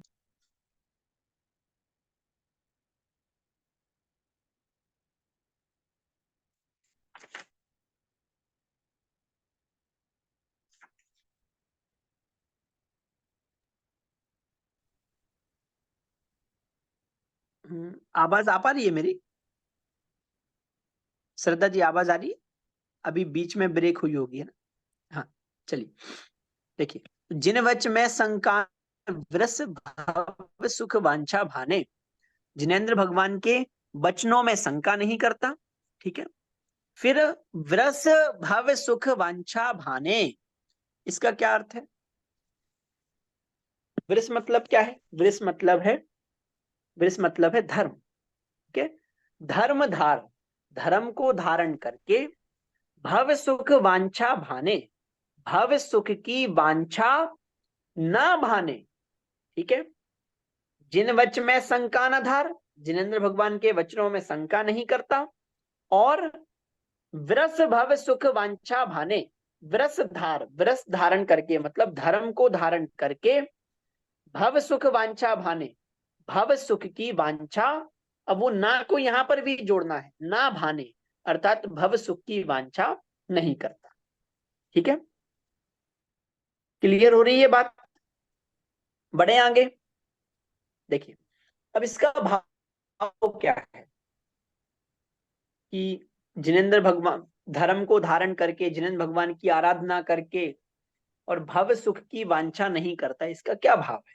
निदान नहीं। और पता है ये 8 अंग हमें, पहली बात ये 8 अंग हमें रुचि जी ऐसे पढ़ने हैं, थर्ड पर्सन बन के नहीं पढ़ने, वरना आपको मजा नहीं आएगा। अगर आप लोग ऐसे पढ़ोगे कि एक सम्यक दृष्टि जीव है और उसके ये अंग होते हैं कृति जी, फिर हमें मजा आने वाला नहीं है। हमें कैसे पढ़ना है, ये 8 अंग हैं और ये 8 अंग मुझे धारण कर, मेरा ऐसा जीवन होना चाहिए। बात समझ में आ रही हो? तो इतना आनंद आता है अगर हम खुद की परिणति में इन भावों को धारण करने की भावना से पढ़ते हैं, फिर आनंद अलग ही हो जाता है। आप पर्सन बन के अगर सोचोगे तो वो आनंद नहीं आने वाला। ठीक है, चलिए अब कह रहे हैं व्रस धार, धर्म को धारण करके, धर्म को धारण करके भव सुख वांछा, भव सुख की वांछा नहीं करता। कुछ पूछ रहे हैं कृति जी? हाँ बोलिए। ये जो ना धार आया है, जो शंका ना धार, उसको दोनों साइड लेना है ना, पहले वाले पार्ट में भी और बाद वाले हाँ में हाँ भी। हाँ तो हाँ वो मध्य दीपक का उदाहरण हुआ क्या? ये इसको ही मध्य दीपक हाँ कहते हैं क्या? हाँ हाँ बिल्कुल, ऐसे भी मध्य दीपक का प्रयोग होता है ना, बिल्कुल। ठीक है। चलिए बाकी वैसे यहाँ वो मध्य दीपक ही है ऐसा हम नहीं कहेंगे, वो वास्तव में हो ये रहा है कि वो एक पूरा वाक्य बन रहा है। पूरा वाक्य बन रहा है मतलब वो पंक्ति पद्य में है, तो इसलिए हम आधी आधी करके पढ़ रहे हैं, लेकिन पूरा वाक्य है ना। पर मध्य दीपक इसलिए कि जब हम उन दोनों को अलग अलग वाक्य बना रहे हैं ना, एक निशंकित अंग को समझ रहे हैं, निकांचित अंग को समझ रहे हैं, बात समझ में आ रही है? तो हम जब अलग अलग कर रहे हैं तो वो एक ही पद वहां भी जोड़ना है और यहाँ भी जोड़ना है, इस अपेक्षा से हम उसको मध्य दीपक भले ही लें, लेकिन सीधा सीधा यदि हम देखेंगे तो वो एक पूरा वाक्य है। वाक्य कैसा है कि जिनेंद्र भगवान के वचनों में शंका, क्या जिनेंद्र भगवान के वचनों में शंका नहीं करता और धर्म को धारण करके सुख की वांछा नहीं करता। ठीक है, तो 2 जगह जोड़ेंगे तो वहां पर मध्य दीपक कहा जाएगा। चलिए समझ में आ गया, बात समझ में आ रही है? अब इस पंक्ति का भाव क्या है आपको ही बताना है। किस पंक्ति का भाव कि धर्म को धारण करके भव सुख की वांछा नहीं करता, बताइए अनुभूति जी।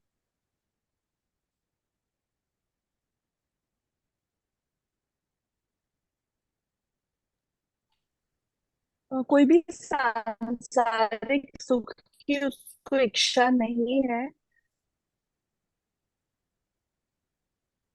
आवाज आ रही है मेरी? हाँ आ रही है। सम्यक दृष्टि जीव को किसी भी प्रकार के सांसारिक सुख की कोई भी इच्छा नहीं होती। चलिए ठीक है, देखिए वहां हमें ऐसे ही लेना है कि जब भी हम जिनेंद्र भगवान की आराधना के लिए जाते हैं या फिर कोई भी हम कार्य कर रहे हैं, है ना, कोई भी हम ऐसा कार्य कर रहे हैं, धर्म मतलब क्या होता है? धर्म मतलब क्या होता है? जो हमें उत्तम सुख में धर दे, उसको वास्तव में धर्म कहते हैं। तो जो हमें आनंद देने वाली हैं ऐसी क्रियाओं को हम करते हैं, है ना। उन क्रियाओं को करके हमारे दिमाग में क्या भावना रहती है? भव सुख वांछा भाने, कहीं ना कहीं पंच इंद्रिय विषय भोगों का आकर्षण रहता है। अब आप ये सोचो कि हम जिनेंद्र भगवान के सामने जा रहे हैं और वहां क्या भावना लेके जा रहे हैं? ये पंच इंद्रिय के विषय भोग। जब ये वाक्य बोलते हैं ना, मुझे इतना खेद होता है, भैया क्यों जा रहे हैं यात्रा के लिए? अरे वो फलाने फलाने लड़के का विवाह नहीं हो रहा, वो विवाह हो जाए इसलिए जा रहे हैं। वो फलाने फलाने का 2-5 सालों से पुत्र पुत्री नहीं हुई, वो हो जाए इसलिए जा रहे। मैं पता है ऐसे लोगों से क्या कहता हूँ, मत जाओ। क्यों ऐसी सलाह क्यों देता हूँ? ऐसी सलाह इसलिए देता हूँ, सुनना ध्यान से, जानबूझ के ऐसी उनके हित में है ये सलाह। इसलिए है कि वे जिनेंद्र भगवान के पास जाएंगे, है ना, जिनेंद्र भगवान के पास जाएंगे तो जाने से उनको उन फलों की प्राप्ति हो जाए ऐसा त्रिकाल में संभव है नहीं। बात समझ में आ रही है? उल्टा लॉस और हो सकता है। क्या लॉस हो सकता है कि यदि वास्तव में वहां चले गए और जिनेंद्र भगवान की मुद्रा को देखकर परिणाम बदल गए, तो जो विवाह हो रहा होगा वो और टूट जाएगा। हिसाब समझ में आ रहा है? हिसाब समझ में आ रहा है? भैया ये पंचेंद्रिय के विषय भोग मिल जाएं, ऐसी भावना से अगर आप जिनेंद्र भगवान के पास जा रहे हो तो बिल्कुल मिथ्या है, काम होने वाला नहीं है। क्यों नहीं होने वाला? एक तो आप जाओगे, आपकी पूजा आराधना को देखकर वे खुश हो जाएंगे और वे पंचेंद्रिय के विषय भोग दे देंगे, ऐसा है नहीं। उल्टा सौदा और हो सकता है, कहीं आप चले गए और गलती से उनकी मुद्रा को देखकर आपके परिणाम बदल गए, तो पंचेंद्रिय के विषय भोगों की वांछा और चली जाएगी। बात समझ में आ रही है? इसलिए किसी भी अपेक्षा से जिनेंद्र भगवान की आराधना करके पंचेंद्रिय के विषय भोग मिल ही नहीं सकते। बात समझ में आ रही है? और आप खुद ये विचार करो, जिनेंद्र भगवान की आराधना के फल में तो सातिशय पुण्य मिलता है। मैंने एक दिन आप लोगों को बहुत अच्छी बात कही थी, पाप के उदय में संयोगों का वियोग होता है, सस्ते पुण्य के उदय में ये पंचेंद्रिय के विषय भोग मिलते हैं, और सातिशय पुण्य के उदय में इन पंचेंद्रिय विषय भोगों को भोगने का भाव ही नहीं रहता। जिनेंद्र भगवान की आराधना का फल तो सातिशय पुण्य का उदय है। जिनेंद्र भगवान की आराधना के फल में ये पंचेंद्रिय के विषय भोग नहीं मिलते। बात समझ में आ रही है? वहां तो सातिशय पुण्य बांध रहे हो, उसके फल में तो इन पंचेंद्रिय के विषय भोगों को भोगने का भाव ही नहीं आएगा। तो सम्यक दृष्टि जीव वो निकांक्षित अंग का धारी होता है। निकांक्षित अंग का धारी होता है अर्थात धर्म को धारण करके इन पंचेंद्रिय विषय भोगों की वांछा नहीं रखता। और पता है धर्म को धारण करके पंचेंद्रिय विषय भोगों की वांछा रखना प्रिया जी कैसा है? आपको चिंतामणि रत्न दे दें और आप कहो चलो भैया चिंतामणि रत्न मिल गया, अब बस एक कटोरा और मिल जाए। बात समझ में आ रही है? चिंतामणि रत्न तो मिल ही गया, अनुभूति जी अब बस एक कटोरा और मिल जाए। व्यवस्था तो तभी बनेगी ना, कटोरा नहीं मिलेगा तो व्यवस्था कैसे बनेगी, भीख कैसे मांगेगा? वैसा ही है कि आप जिनेंद्र भगवान के समक्ष जाके क्या मांग रहे हो? पंचेंद्रिय के विषय भोग। चलिए, इसलिए सम्यक दृष्टि जीव, अब भैया हमारी बात थोड़ा ना चल रही है, हम तो कर ही सकते हैं, तो आप बिल्कुल कर सकते हो। यदि आपको ऐसा करना है, चिंतामणि रत्न पाके भी कटोरा ही मांगना है, भीख ही मांगनी है, तो बिल्कुल कर सकते हो। इसलिए मैंने आपसे पहले ही कहा कि ये पढ़ रहे हैं, कैसे पढ़ना है कि मैं जिनेंद्र भगवान की आराधना कर रहा हूं, मैं यदि धर्म को धारण कर रहा हूं और उससे मैं पंचेंद्रिय के विषय भोग चाहूं, तो ये बहुत हीन भावना है। चलिए बड़े आगे, जिन वच में संकान धार वृष भव सुख वांछा भाने, मुनि तन मलिन न देख घिनावे, तत्व कुतत्व पिछाने। मुनि तन मलिन न देख घिनावे, मुनि के मलिन तन को देखकर भी घिन नहीं आना। कौन सा अंग है? निर्वी चिकित्सा अंग है। ठीक है, कौन सा अंग है? निर्वी चिकित्सा अंग है। हाँ, निर्वी चिकित्सा अंग मतलब हम धर्मी जीवों को देख रहे हैं, कदाचित पाप कर्म के उदय के कारण से धर्मी जीव का जो शरीर है वो मलिन दिख रहा है, रोग से युक्त दिख रहा है, फिर भी सम्यक दृष्टि जीव को गिलानी नहीं होती। क्यों नहीं होती? रत्नकर्ण साहब का आचार्य जी में इस संबंध में बहुत बढ़िया प्रकरण है। वहां कह रहे हैं स्वभाव तौ सुचौकाये रत्नात्रय पवित्रते, कि स्वभाव से ही जो असुचि काय है वो भी रत्नात्रय के कारण से पवित्र हो जाती है। सम्यक दृष्टि जीव को ज्ञानी, त्यागी, व्रती, श्रावक, मुनिराज उनके मलिन शरीर को देखकर घिन उत्पन्न क्यों नहीं होती? क्यों नहीं? ये बात समझ में आ रही है कि रत्नात्रय के संयोग से इनकी ऐसी देह भी पवित्र है, और मिथ्या दर्शन, मिथ्या ज्ञान, मिथ्या चारित्र के सद्भाव के कारण से कोई सर्वांग सुंदर भी है लेकिन उसकी देह भी अपवित्र है।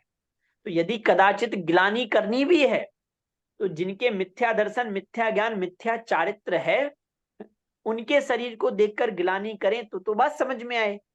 यहाँ तो वो जो शरीर है वो तो स्वभाव से ही अशुचि है, रत्नात्रय के कारण से वो शरीर भी पवित्र हो गया है। कदाचित किसी उदय के कारण से कोई रोग दिख रहा है पर वो उनको किंचित मात्र भी घिन उत्पन्न नहीं होती। ठीक है। तत्व कुतत्व पिछाने, तत्व कुतत्व पिछाने मतलब वास्तविक तत्व क्या है, कुतत्व क्या है, उसकी पहचान सम्यक दृष्टि जीव को होती है। कौन सा अंग है? निसंकित समझ में आ गया, निसंकित के बाद निकांक्षित समझ में आ गया, निकांक्षित के बाद निर्विचिकित्सा समझ में आ गया। ठीक है। चौथे नंबर पर अमूढ़ दृष्टि की बात चल रही है। रुचि जी समझ में आ रहा है? अमूढ़ दृष्टि मतलब मूढ़ नहीं होते। मूढ़ दृष्टि तत्व अतत्व का पहचान नहीं है, हित अहित का विवेक नहीं है, उसको कहा जाता है मूर्ख है। अपन किसको मूर्ख किसको कहते हैं? लोक में भी हम मूर्ख किसको कहते हैं? कैसा मूर्ख है? इसको खुद ये समझ में नहीं आ रहा कि इसका हित किस में है। जहां इसका अहित होने वाला है वहां ये अपना हित मान रहा है, मूर्ख ही है। वैसे ही जो पर द्रव्य के आश्रय से सुख मान रहा है, जिसको तत्व और कुतत्व की पहचान नहीं है, वो कैसा है? वो मूढ़ दृष्टि है।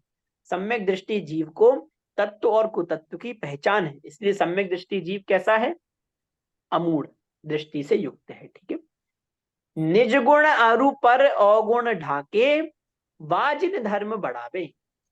निज गुण अरु पर अवगुण, अपने गुणों को और पर के अवगुणों को जो ढाके। ठीक है। कौन सा अंग है? उपगुहन। कौन सा अंग है? उपगुहन। उपगुहन अंग मतलब क्या होता है? उपगुहन मतलब, गुहन मतलब क्या होता है? गुहन मतलब होता है छिपाना। तो अपने गुणों को और दूसरों के दोषों को जो छिपाए उसको उपगुहन अंग का धारी कहते हैं। पुरुषार्थ सिद्धि उपाय में उपगुहन अंग के लिए बहुत बढ़िया एक संज्ञा दी है। वहां उपगुहन को उपवृहण भी कह रहे हैं। क्या कह रहे हैं? उपवृहण भी कह रहे हैं। और उन्होंने वहां उसका अलग से वर्णन किया। उपवृहण का अर्थ उन्होंने किया अपने गुणों को बढ़ाना। अब जो अपने गुणों को बढ़ाएगा, अपने गुणों को बढ़ाएगा, अब गुणों को बढ़ाना मतलब जो गुण है नहीं उनको भी प्रकट कर करके दिखाना, ऐसा नहीं, अपने रत्नात्रय आदि गुणों को बढ़ाना। तो वहां उनने उपवृहण ऐसी संज्ञा देके वो अर्थ किया है। यहाँ तो उपगुहन से क्या कहना चाह रहे हैं? दूसरों के कदाचित कोई दोष दिख रहे हैं तो उन दोषों को ढकना। उपगुहन और स्थितिकरण ये दोनों साथ साथ चलते हैं, है ना। उपगुहन किए बिना आप स्थितिकरण नहीं कर सकते। आपको क्या लग रहा है? कोई जीव कभी मंदिर आया, उसने कदाचित कोई दोष किया और आपने उन दोषों को प्रकट कर दिया। अब आप सोचो कि आप उसका स्थितिकरण कर लो तो संभव नहीं। आपको पहले उन दोषों को पी जाने की सामर्थ्य होनी चाहिए। बड़े से बड़ा दोष देखकर भी, बड़े से बड़ा दोष देखकर भी अगर आप में सहन करने की भावना है तब आप किसी का स्थितिकरण कर सकते हैं। पंडित जी से हम लोग मिलते हैं ना, बहुत बार बात होती है। बहुत से लोग उनके पास आते हैं कि भैया हमसे ऐसी ऐसी गलती हो गई। पंडित साहब कहते कैसी गलती हो गई? दारू पी थी क्या? नहीं, सच में ऐसे ही बोलते हैं, यही शब्द होते हैं। क्या गलती की थी? वेश्या सेवन किया था, परस्त्री रमण किया था। अरे पंडित साहब ये तो हम सोच भी नहीं सकते। पंडित साहब कहते हैं अगर तुमने ये किया होता, बात समझ में आ रही है, ये किया होता तो भी हमें कोई आपत्ति नहीं थी। बात समझ में आ रही है? तुमने तो ये नहीं किया ना, तो बस इससे बड़ा दोष तो और तुम क्या ही करो। इतने बड़े बड़े दोषों को भी जब पीने की सामर्थ्य होगी, सहन करने की सामर्थ्य होगी, तभी आप स्थितिकरण कर सकते हो। आपने थोड़ा सा दोष देखा और 4 लोगों के सामने जाके कह दिया, अब आप चाह रहे हो स्थितिकरण हो जाए।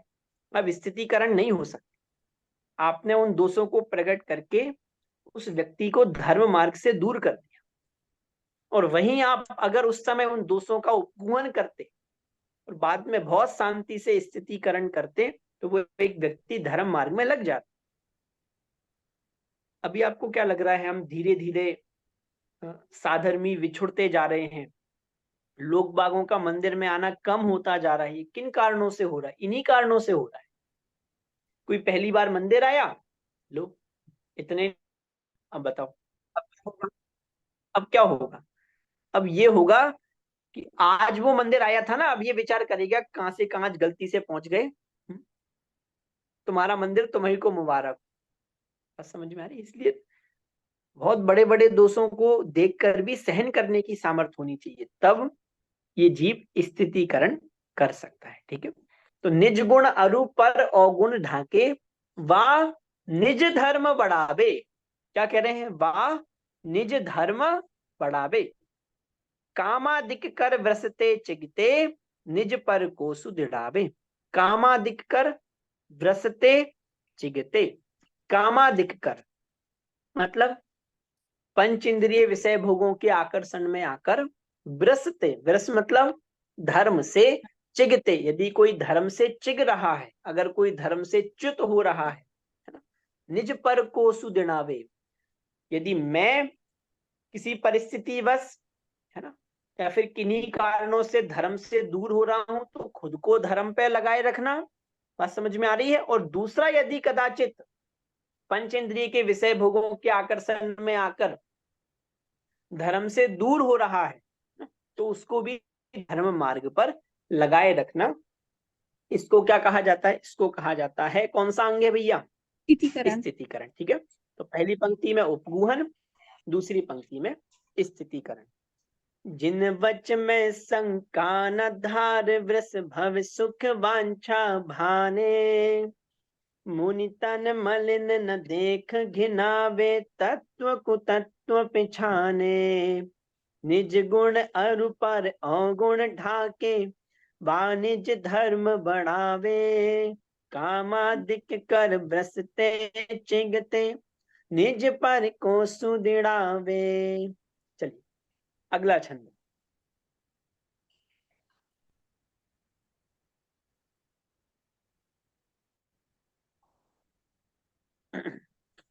देखिए, धर्मी सो गौ वच्छ प्रीति सम कर जिन धर्म ते पावे।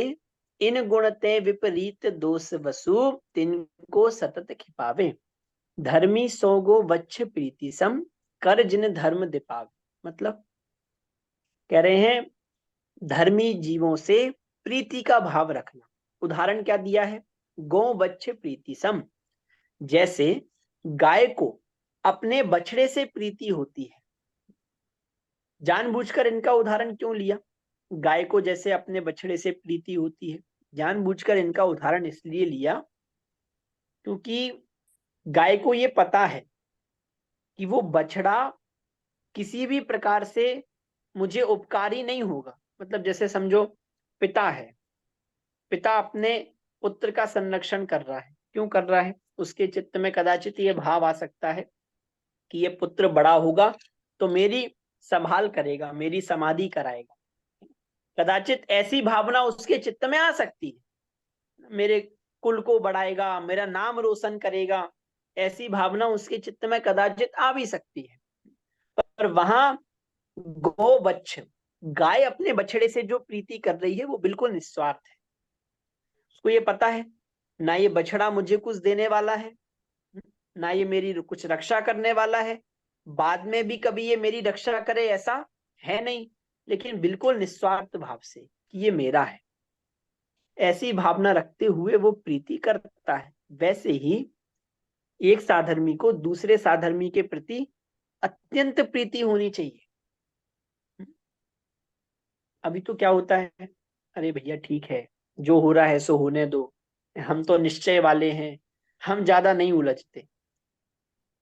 अच्छी बात है, बहुत बढ़िया बात है, मुनिराज भी नहीं उलझते, है ना। लेकिन ये बताओ कि तुम्हें जब तुम्हारे घर पर कोई आपत्ति आएगी, तुम्हारे माता पिता पर कोई आपत्ति आएगी, तुम्हारी स्त्री या पुत्र पर कोई आपत्ति आएगी, तब भी तुम्हारा ऐसा ही भाव होगा कि मैं इन झंझटों में नहीं उलझता, वहां तो हम तत्पर रहकर कि ये मेरे हैं, उनकी सुरक्षा का भाव आता है। तो यदि वहां सुरक्षा का भाव आता है तो यहाँ साधर्मियों की सुरक्षा का भाव पहले नंबर आना चाहिए। बात समझ में आ रही है? कदाचित मुनि दीक्षा धारण कर ली, वहां परिवार वालों से कोई राग द्वेष नहीं है। बात समझ में आ रही है? साधर्मी जीव मोक्ष मार्ग पर लगे रहें, ऐसा राग भी अब शेष नहीं रह गया है। तो बात दूसरी है, अभी तुम ग्रस्त में हो, तुम्हें अपने घर वालों की सुरक्षा करने का भाव आता है, उनके लिए आजीविका साधते हो, वहां सारी सुविधा बनाते हो, तो साधर्मी के प्रति भी निरंतर वात्सल्य भाव होना चाहिए। निरंतर ये विचार रहना चाहिए उसकी साधना निर्विघ्न चल रही है कि नहीं चल रही है। कदाचित वो स्वाध्याय में नहीं आया है तो क्यों नहीं आया है, कोई आपत्ति तो नहीं है, कोई आर्थिक समस्या तो नहीं है, कोई शारीरिक समस्या तो नहीं है, पूछना चाहिए। पता है लोगों को शर्म आती है। हमारे घर में विवाह हो तो हम कर करके 4-4 बार 5-5 बार लोगों को फोन लगाते हैं कि भैया अपना ही विवाह है, अपनी ही बेटी का है, सबको आना है, क्यों नहीं आ पा रहे हैं, मैं सारी सुविधा बनाऊंगा, आप तो आओ। वैसे ही कदाचित कोई स्वाध्याय में नहीं आ रहा है, तुरंत फोन पहुंच जाना चाहिए, भैया क्या हुआ, क्यों स्वाध्याय में नहीं आ पा रहे हो, सब कुशल मंगल है कि नहीं, कोई आर्थिक समस्या हो, पारिवारिक समस्या हो, सामाजिक समस्या हो तो बताओ, हम मिलके उसका निवारण करेंगे। समझ में आ रही है? ऐसा वात्सल्य भाव होना चाहिए, एक साधर्मी को दूसरे साधर्मी के प्रति वात्सल्य होना चाहिए। ठीक है, चलिए समझ में आ गया। अच्छा, जिन धर्म दीपावे, दीपावे मतलब क्या होता है प्रभावना। बताइए। यहाँ कहा ना धर्मी सौगो वच्च प्रीति सम कर जिन धर्म दीपावे। प्रभावना। दीपावे मतलब प्रभावना। हाँ, प्रभावना अंग की बात चल रही है, पर दीपावे शब्द का क्या अर्थ है? फैलाना, दिखाना, जैसे दीपक की रोशनी फैलती है सर्वत्र वैसे। प्रकाशित और करना, दीपाना प्रकाशित करना। बहुत बढ़िया। देखो जैसे वो जो दीपक है ना, वो दीपक अपनी लौ से, दीपक अपनी लौ से सब और प्रकाश फैलाता है, तो वहां से ही ये संज्ञा बनी है दीपावे मतलब फैलावे, प्रकाशित करना। ठीक है, तो धर्मी सौगो वच्छ प्रीति सम कर जिन धर्म दीपावे, तो वात्सल्य प्रभावना। इन गुण ते विपरीत दोष वसु तिनको सतत खिपावे। इन गुणों से जो विपरीत 8 दोष हैं, जैसे निसंकित, निसंकित से विपरीत शंका, निकांचित, निकांचित से विपरीत कांक्षा, निर्वीत चिकित्सा, निर्वीत चिकित्सा से विपरीत विचिकित्सा, तो ऐसे 8 ही अंगों से जो विपरीत दोष हैं उन दोषों को सतत खिपावे, उन दोषों का निरंतर खिपावे अर्थात त्याग करना चाहिए, उन दोषों को निरंतर नष्ट करना चाहिए। ठीक है, समझ गए? सरल है। चलिए बढ़े आगे। तो 8 अंगों का वर्णन भी हो गया, 8 अंगों का वर्णन भी हो गया है ना, और उससे विपरीत जो 8 संकादिक दोष हैं उनका वर्णन भी हो गया।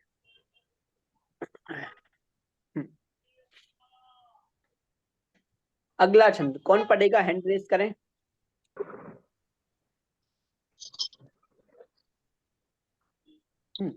चलिए पढ़िए श्रद्धा जी।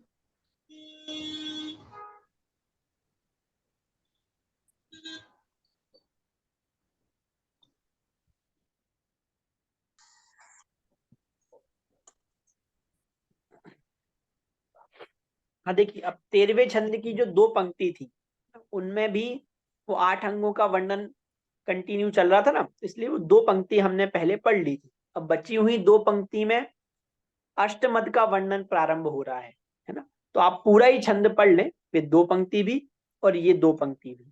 कौन सी 2 वर्णन? ना इसके ऊपर की जो 2 पंक्ति है ना, निज गुण, जिनमें हाँ वात्सल्य और प्रभावना की बात की है। निज गुण अरु पर अवगुण ढाके वा निज धर्म बढ़ावे, कामादिक कर वृषते चिकिते निज पर को सुदृढ़ावे। धर्मी सो गौवच्छ प्रीति सम कर जिन धर्म दे पावे। इन गुण ते विपरीत दोष वसु तिनको सतत खिपावे।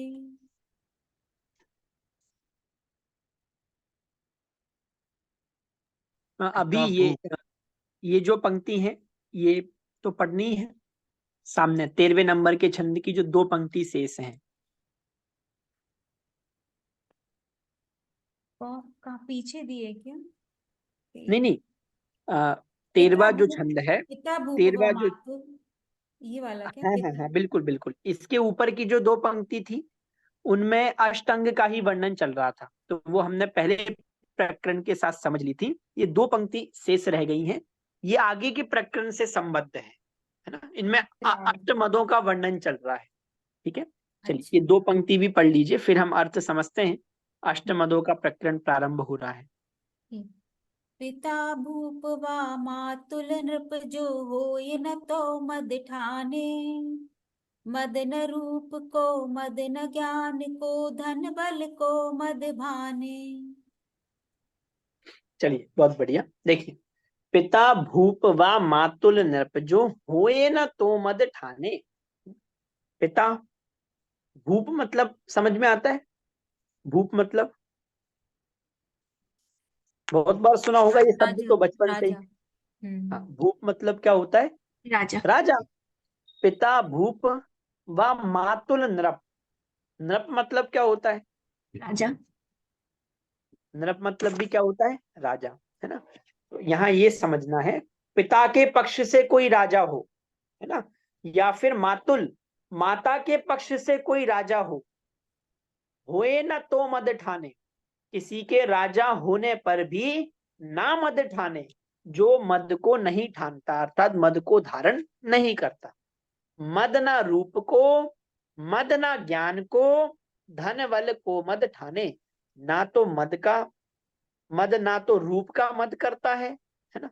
मैं देखो कितना सुंदर हूं, ऐसा मद नहीं करता। मद ना ज्ञान को, मेरा ज्ञान इतना है कि बड़े बड़े विद्वान भी मेरे सामने फीके हैं। समझ में आ रही? इतने वर्षों से अभ्यास है, 30-40 वर्ष हो गए, सारे अनुयोग पढ़ लिए। ये आजकल के विद्वान ये क्या जानते हैं? बात समझ में आ रही है? तो मद ना ज्ञान को, धन बल को मद ठाने। धन का मद नहीं करता, मेरे पास बहुत धन है। बल का मद नहीं करता, मेरे पास बहुत बल है ना। ठीक है, फिर देखिए आगे भी 2 पंक्ति और हम देख ही लेते हैं। तप को मदना मदजू प्रभुता को, तप का मद नहीं करता कि मैं इतने वर्षों से तप कर रहा हूं, मैं बड़ा तपस्वी हूं। ठीक है, तप को मदना मदजू प्रभुता को, मेरा प्रभुत्व देखो, मेरी आज्ञा में सब रहते हैं, कोई मेरी आज्ञा का उल्लंघन नहीं कर सकता। प्रभुता का मद नहीं करता। करे न सो निज जाने, अपने स्वरूप को जानता हुआ इन सब का जो मद नहीं करता। मद धारे तो यही दोष वसु समकित कोमल ठाने। और यदि मद को धारण करता है, यदि मद को धारण करता है तो ये दोष है, और ये समकित को मलिन करता है। ठीक है, बात समझ में आ रही है? सम्यक दृष्टि जीव इन 8 प्रकार के मदों को धारण नहीं करता। यदि कोई जीव इन 8 प्रकार के मदों को धारण करता है तो वो 8 प्रकार के दोषों से सहित होता है और उसके सम्यक्त्व में दोष लगते हैं। समझ गए आप लोग? सरल है। तो 8 मद का वर्णन हम बहुत विस्तार से नहीं कर रहे हैं, आप लोग सब बात समझ रहे हो, है ना। परिवार से किसी ने बहुत विशेष उपलब्धि हासिल कर ली तो उसके आधार से मद नहीं कर। अच्छा, ये मद नहीं कर रहा है, इसके पीछे कारण क्या है? उसको ये बात समझ में आ रही है कि ये सब उदय जन्य है। अभी वर्तमान में पुण्य कर्म का उदय है तो ये सब होता हुआ दिख रहा है। कल के दिन पाप कर्म का उदय आएगा तो ये सब नहीं रहेंगे। यदि इनके आधार से मैं अपने को बड़ा मानूंगा, बात समझ में आ रही है, तो ये अभी हैं, कल को नहीं होंगे। अगर मैं इनके आधार से आनंद मनाऊंगा तो ये अभी हैं, कल को नहीं होंगे। और होता क्या, यही होता है। पुण्य कर्म के उदय में ये सब संयोग दिख रहे हैं, है ना। प्रशस्त प्रकृतियों का उदय है तब तक ये सारी सुविधाएं हैं। जैसे ही आप प्रशस्त प्रकृतियों का उदय आएगा ये सब नहीं रहेंगे। यदि इनके आधार से अपने को बड़ा माने तो कोई जीव कभी वास्तव में सुखी हो ही नहीं सकता। देखते हैं कितने उदाहरण है, सैकड़ों उदाहरण है। बहुत रूप था, बहुत अच्छा रूप था, ऐसा रूप कि पृथ्वी पर ऐसा रूप किसी का हो ही नहीं, लेकिन पाप कर्म के उदय से कोढ़ रोग हो गया। बताओ क्या करोगे? समझो आज तो बहुत अच्छा रूप है, पर आप उसके आधार से अहंकार कर रहे हो कि मेरा जैसा रूप किसी का नहीं।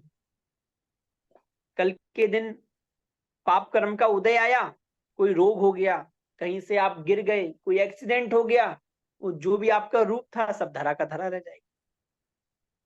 अभी किसी ने कोई उपलब्धि हासिल कर ली, आप उसके आधार से मान कर रहे हो, कल के दिन पाप का उदय आएगा, निंदा होगी, फिर क्या करोगे?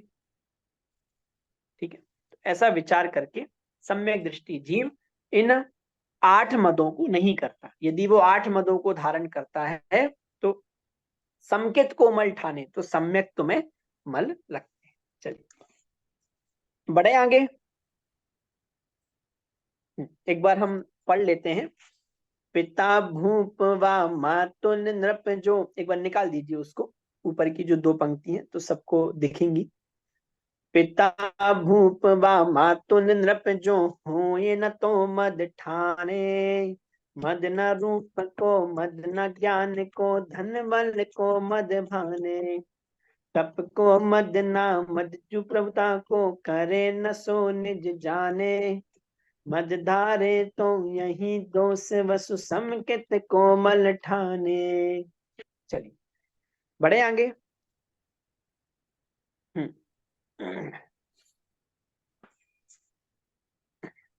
अच्छा, आप लोग सब गिनते जा रहे हो ना, 25 दोष हमें पढ़ने हैं ना, और उन 25 दोषों से रहित सम्यक्त को भी हमें समझना है। ठीक है, तो 25 दोष में से कितने दोष आ गए? 16। 8 संकादी दोष, ठीक है, और 8 मद, तो ये 16 दोष, और इन 16 दोषों से रहित वो सम्यक दृष्टि। हाँ बोलिए कृति जी। जैसे जो 8 अंग हैं, तो यदि कोई सम्यक दृष्टि है तो उसको वो 8 अंग तो होंगे ही।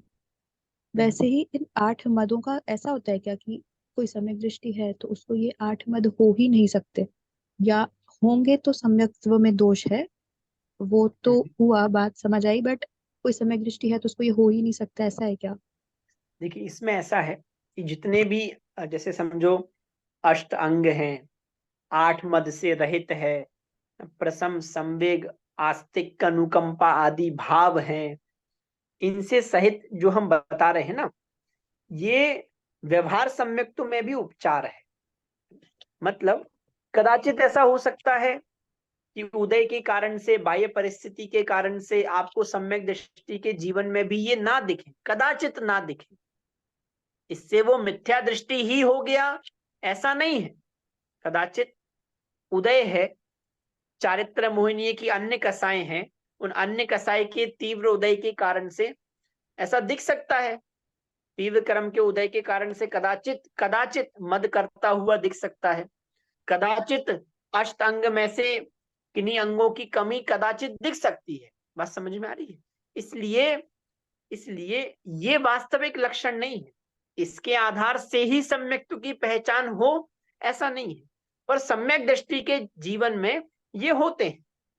हमें तो यही श्रद्धान करते हुए इनको पढ़ना है कि मुझे भी सम्यक्त्व की प्राप्ति करना है, इन अष्ट अंगों के सहित ही मेरा जीवन होना चाहिए, इन अष्ट मदों से रहित ही मेरा जीवन होना चाहिए, पर कदाचित सम्यक दृष्टि के जीवन में वे दोष दिख सकते हैं, उससे वो सम्यक दृष्टि रहा ही नहीं, सम्यक दृष्टि है ही नहीं, ऐसा भी आप नहीं कह सकते। ठीक है, क्लियर हो गया कृति जी?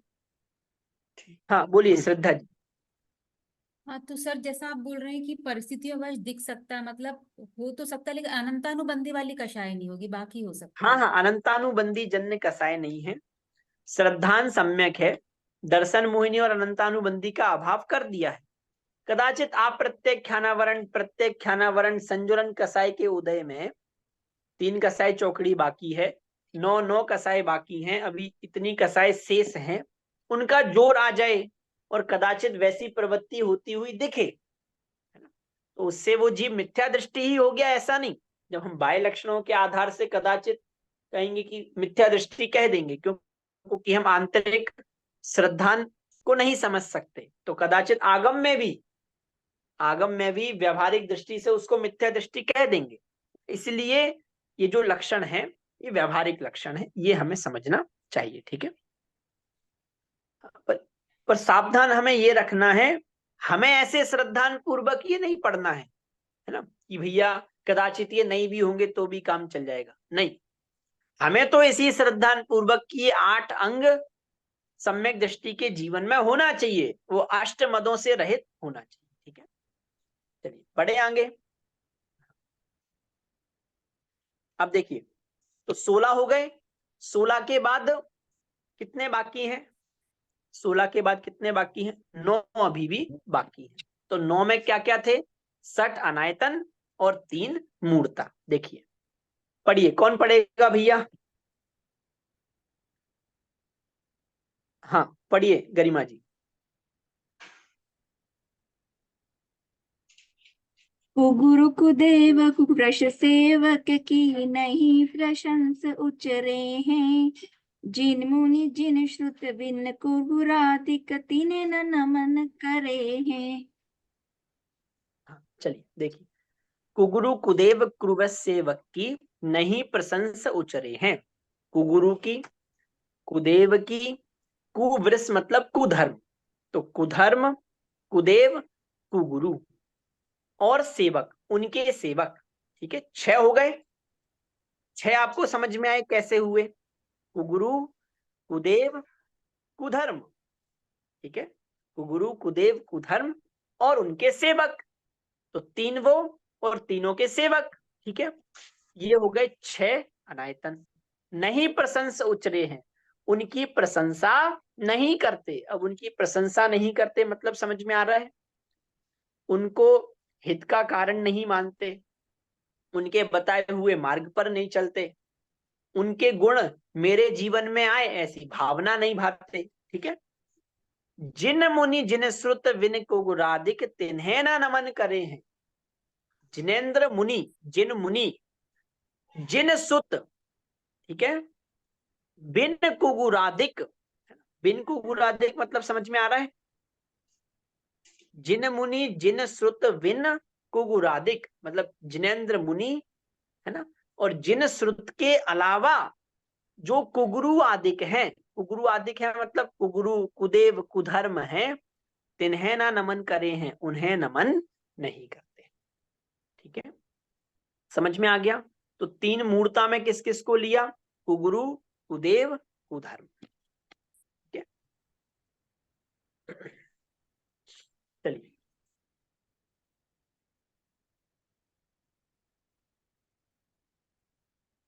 ठीक है, तो इस प्रकार 25 दोष हो गए और उन 25 दोषों से रहित सम्यक दृष्टि जीव का व्यवहार जीवन बता दिया।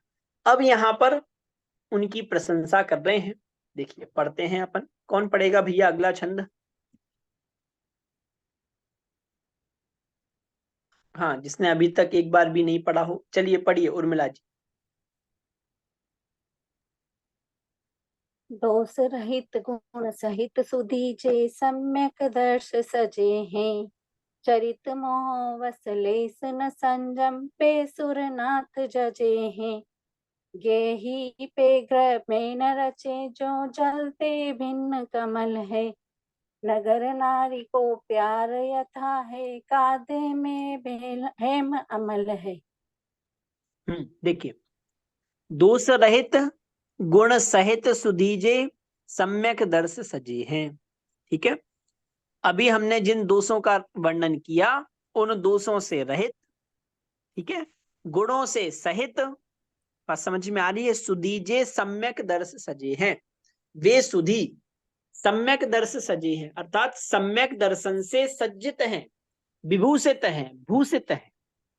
चरित्र मोह बस लेसना संजम पैसुरनाथ जजे हैं।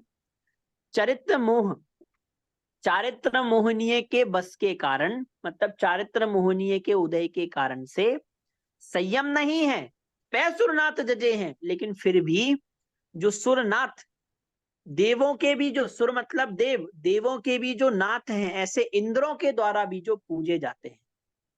गेही पे ग्रह में ना रचे, जो जलते भिन्न कमल हैं। गेही ग्रस्त हैं, पर ग्रह में ना रचे, लेकिन ग्रह में जिनकी रुचि नहीं लगती।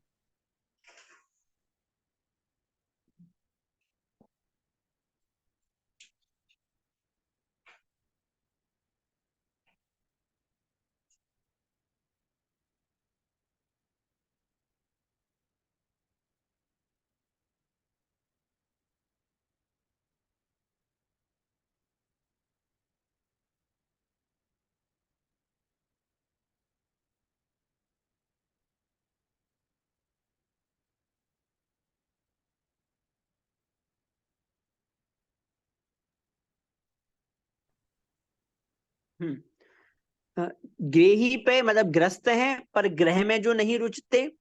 जलते भिन्न कमल है, जल में जैसे भिन्न, मतलब जल में जैसे कमल वो जल से भिन्न रहता है, वैसे ही जो ग्रह में रहते हुए भी ग्रह में रुचते नहीं है। नगर नारी को प्यार यथा कादे में हेम अमल है ना।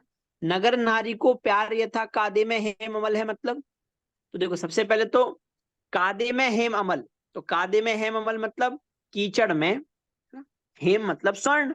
जैसे कीचड़ में वो जो स्वर्ण है वो स्वर्ण शुद्ध ही रहता है, उसको कुछ भी नहीं होता, उसी प्रकार नगर नारी को प्यार यथा, है ना। वैसे ही जैसे वेश्या का जैसे प्रेम होता है ना, वेश्या का प्रेम समझ में आ रहा है? ये भाव किसी कोई समझ पा रहा है यहाँ पर जो उदाहरण दिया है ना। तो वेश्या का जैसे प्रेम सिर्फ पैसे के लिए होता है, उसको पैसे का मनुष्य प्रेम। से कोई लेना देना नहीं है। नगर नारी मतलब समझ में आ रहा है? नगर नारी, नगर नारी मतलब वेश्या। तो जैसे वेश्या है, वो वेश्या को उस पुरुष से कोई भी लेना देना नहीं है, उसको तो किससे मतलब है? उसको तो सिर्फ और सिर्फ वो जो उसको पैसे। पैसा मिल रहा है उससे मतलब है। वैसे ही सम्यक दृष्टि जीव वो पंचेंद्रिय विषय भोगों के आकर्षण में नहीं आता, ग्रह में रह रहा है, लेकिन ग्रह से उसको कोई भी प्रयोजन नहीं है, वो तो अपने ही आनंद में निरंतर मस्त रहता है। ठीक है? समझ गए? क्लियर हो गई इतनी बात? बहुत सरल है, सिर्फ ये बताना चाह रहे हैं कि वो इन दोषों से रहित, समस्त गुणों से रहित जो सम्यक दृष्टि जीव है, वो चारित्र मोहनीय कर्म के उदय के कारण से कदाचित अभी कोई कमजोरी है भी, व्रतों का पालन नहीं भी हो पा रहा है, लेकिन फिर भी उसकी परिणति इतनी निर्मल है कि इंद्र भी साक्षात उसकी पूजा करते हैं। ठीक है? फिर सम्यक दृष्टि जीव की परिणति बताई कि सम्यक दृष्टि जीव की परिणति ऐसी है, कदाचित वो आपको ग्रह में दिख रहा है पर वास्तव में ग्रह में रुचि नहीं है ना। इसे कहते हैं ना भैया, मिथ्या दृष्टि जीव वो जागते हुए भी सो रहा है और सम्यक दृष्टि जीव सोते हुए भी जाग रहा है। क्योंकि उसको निरंतर श्रद्धान ध्रुव का है, प्रतीति उस ध्रुव की है, निरंतर उसका आनंद वैसा का वैसा बना हुआ है, इसलिए उन परिस्थितियों में वो उन परिस्थितियों से प्रभावित नहीं होता, निरंतर अपने आनंद में मग्न रहता है। ठीक है, चलिए अगला।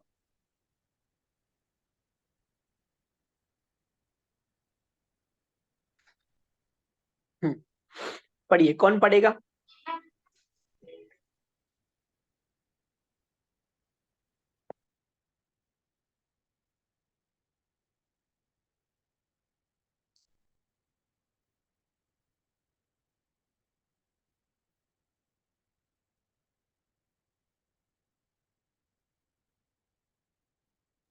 हाँ पढ़िए कविता जी। प्रथम नरक बिन षटभुजोतिषवान भवन षड नारी, थावर विकल त्रय पशु में नाही, उपजत सम्यक धारी। तीन लोक तिहु काल माहि, नहीं दर्शन सो सुखकारी। सकल धर्म को मूल यही, इस बिन करनी दुखकारी। हाँ देखिए क्या कह रहे हैं, प्रथम नरक बिन सटबू ज्योतिष बान भव। पहले तो ये इसका प्रसंग समझ लें। यहाँ ये बता रहे हैं कि सम्यक दृष्टि जीव, उसका महात्म्य ऐसा है कि वो निम्न गतियों में नहीं जाता, उत्कृष्ट अवस्था में ही वो जाता है। मतलब समझो कोई अभी सम्यक दृष्टि जीव है और उसका यदि मरण होता है तो वो उत्कृष्ट गतियों में ही जाता है। इसका वर्णन यहाँ पर कर रहे हैं।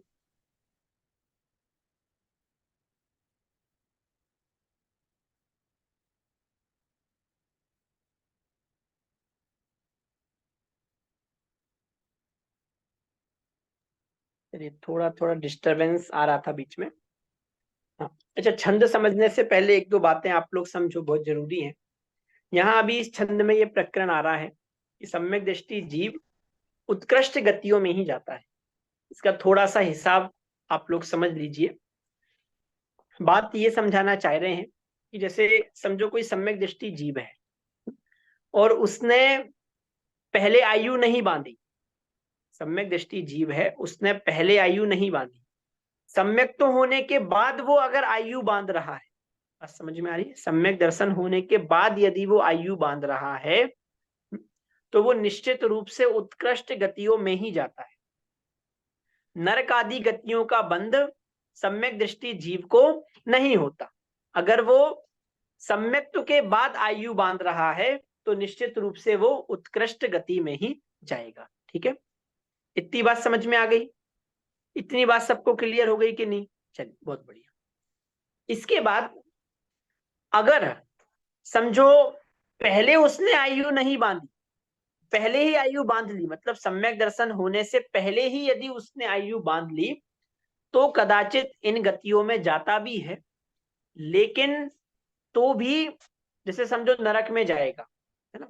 तो कौन से नरक तक जाएगा? ये तो नियम सब आप लोगों को भी पता होगा, है ना?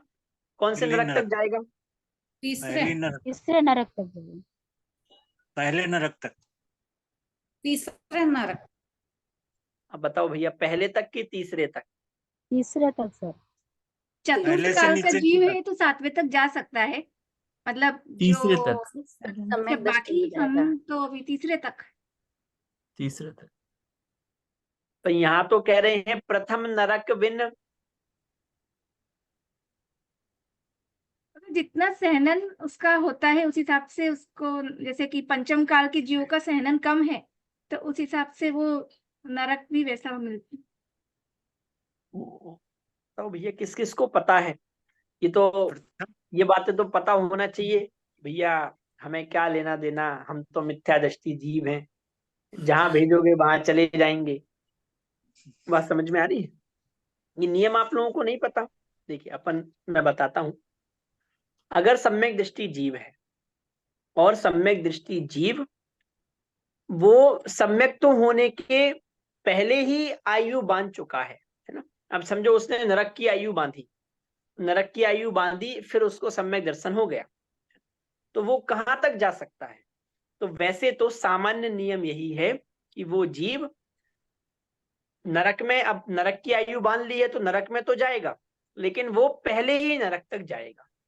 बहुत बार आप लोगों ने तीसरा नरक भी सुना होगा कि तीसरे नरक तक भी जा रहा है। वो विशेष अपेक्षा है। वहां अपेक्षा ये है कि समझो कदाचित उस जीव ने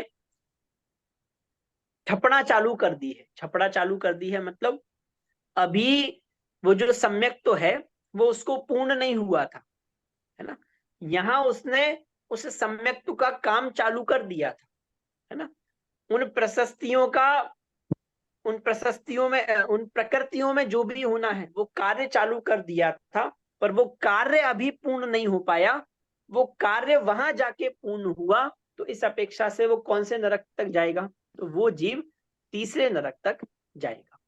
बात समझ में आ रही है? वापस स्पष्ट करूं, इतनी सी बात है कि यदि उस जीव ने पहले आयु नहीं बांधी होगी तो सम्यक तो होने के बाद वो आयु बांधेगा नहीं नरक की।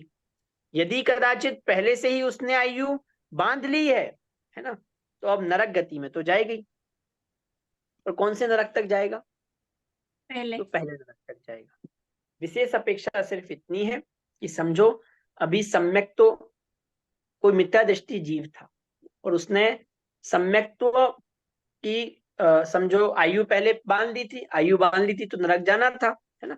लेकिन अभी उसने सम्यक्त्व में मतलब प्रकृतियों में जो भी काम उसको करना था, अभी मैं उतनी डिटेल में जाना नहीं चाहता, इसलिए उन सब संज्ञाओं का प्रयोग नहीं कर रहा हूं।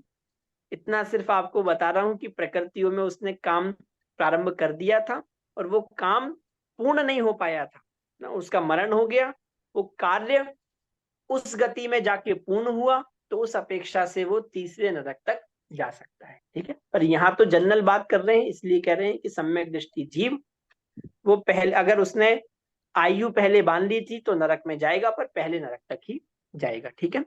ऐसे ही वैमानिक में ही जाता है सम्यक दृष्टि जीव, है ना, कि भैया भवनत्रिक में जाता है कि नहीं, भवनत्रिक में जाता है कि नहीं, तो सेम नियम। यदि सम्यक दर्शन के बाद आयु बांध रहा है तो निश्चित रूप से वैमानिक की ही बांधेगा, है ना। यदि पहले ही आयु बांध चुका है तो कदाचित उन अवस्थाओं की प्राप्ति भी उस सम्यक दृष्टि जीव को होती है, ठीक है। देखिए अपन ये पढ़ेंगे छंद का अर्थ, तो इसमें सारी बातें आ जाएंगी। देखिए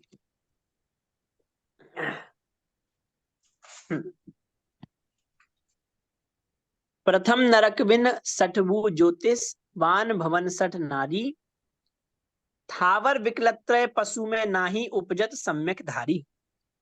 सम्यक दृष्टि जो जीव है वो सम्यक दृष्टि जीव प्रथम नरकविन पहले नरक के बिना, सठभू बाकी की जो 6 पृथ्वियां हैं उनमें, ज्योतिष बान भवन ज्योतिषी देवों में, बान मतलब भयंतर देवों में, भवन मतलब भवनवासी देवों में, सड मतलब नपुंसकों में, नारी मतलब नारियों में, थावर मतलब जो 5 स्थावर है ना, पृथ्वी जल अग्नि वायु वनस्पति, इनमें, विकलत्रय विकलत्रय में 2 इंद्रिय 3 इंद्रिय 4 इंद्रिय इनमें, पशु मतलब कर्म भूमि के पशुओं में, उपजत नहीं उपजत उत्पन्न नहीं होता है, 3 लोक तिहु काल माही नहीं दर्शन सो सुखकारी, सकल धर्म को मूल यही इस बिन करनी दुखकारी। 3 लोक और तीनों कालों में नहीं दर्शन सो सुखकारी, सम्यक दर्शन के समान अन्य कुछ भी सुख को देने वाला नहीं है। सकल धर्म को मूल यही, समस्त धर्म का मूल क्या है, तो समस्त धर्म का मूल यही सम्यक दर्शन है। इसके बिना कभी किसी जीव को सुख की प्राप्ति नहीं हो सकती, इसके बिना आप जो भी क्रियाएं कर रहे हो वो सब आपको दुख को ही देने वाला है, ठीक है। चलो तो पहली 2 पंक्ति आप समझ गए, कहाँ कहाँ जाएगा। हाँ बोलिए श्रद्धा जी। सर कर्म भूमि के तिरंज तो पंचम गुण स्थान तक जा सकते हैं ना। प्रश्न नहीं समझा, आप क्या बोल रहे हैं। नहीं मतलब सम्यक दर्शन पशु में भी तो सम्यक दर्शन नहीं, वो ऐसा है कि पशु में कोई है तो उस पशु को सम्यक की प्राप्ति हो सकती है, उसका निषेध नहीं है। पर जैसे समझो आप सम्यक दृष्टि हो तो सम्यक दृष्टि जीव अब वो उन पशु नहीं बने। हाँ कर्म भूमि के पशुओं में उत्पन्न नहीं हो, उत्पन्न नहीं होगा। अच्छा वहां तो सम्यक्त्व की प्राप्ति हो सकती है। ऐसे तो नरकों में भी, नीचे के नरकों में भी सम्यक्त्व की प्राप्ति हो सकती है।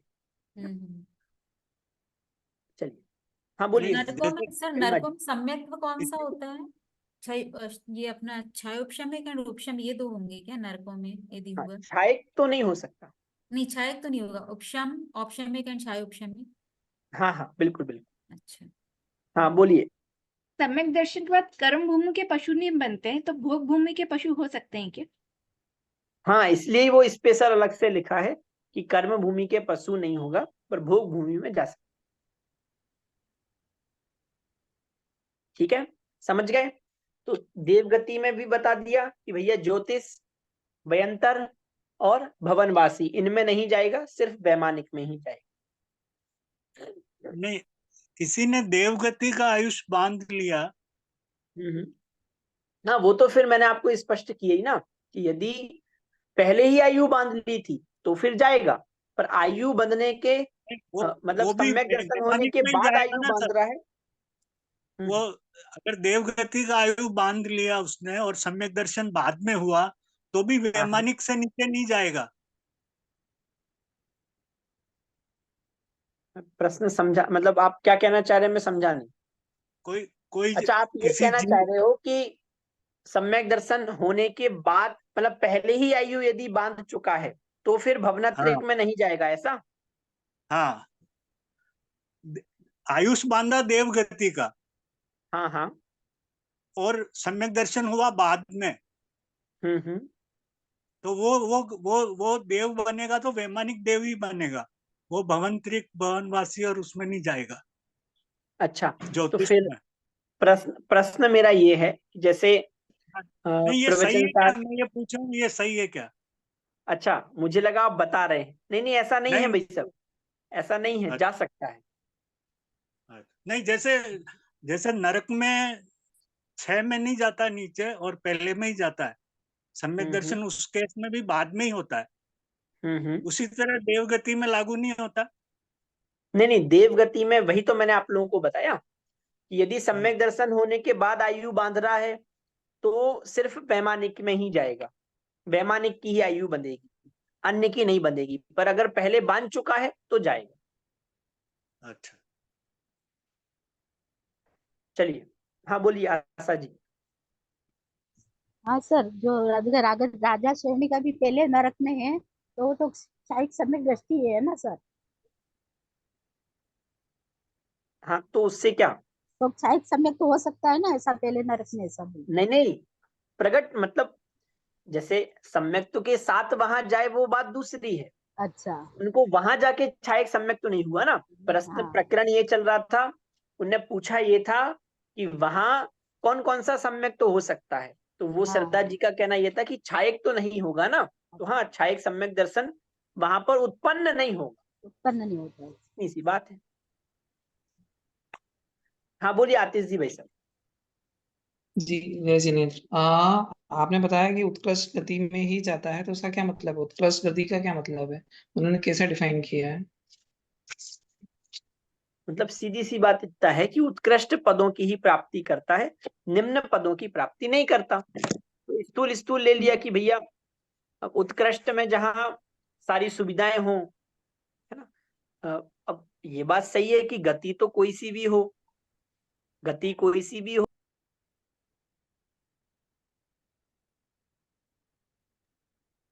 वास्तव में सुख को देने वाली एक सामान्य भेद है कि उत्कृष्ट अवस्था में जाएगा, निम्न अवस्थाओं में नहीं जाएगा। भैया मनुष्य है, मनुष्य मतलब समझो मनुष्य गति में आया, है ना, तो वहां नारी अवस्था में नहीं जाएगा, नपुंसक अवस्था में नहीं जाएगा। देव गति में गया तो वैमानिकों में जाएगा, अन्य में नहीं जाएगा।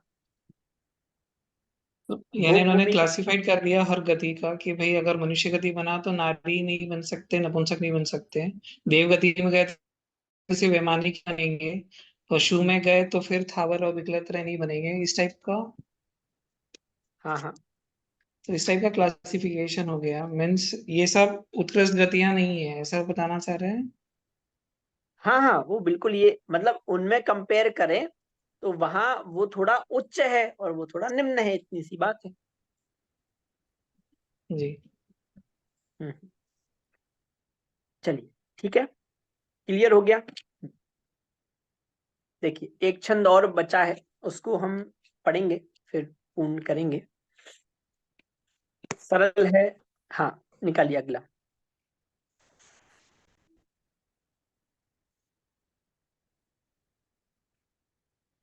मोक्ष महल की प्रथम सीढ़ी या विज्ञान चरित्रा, सम्यक्ता न लहे सो दर्शन धारो भव्य पवित्रा, धौल समझ सुन चेत सयाने काल व्यथा मत खोवे, यह नर भव फिर मिलन कठिन है जो सम्यक नहीं होवे।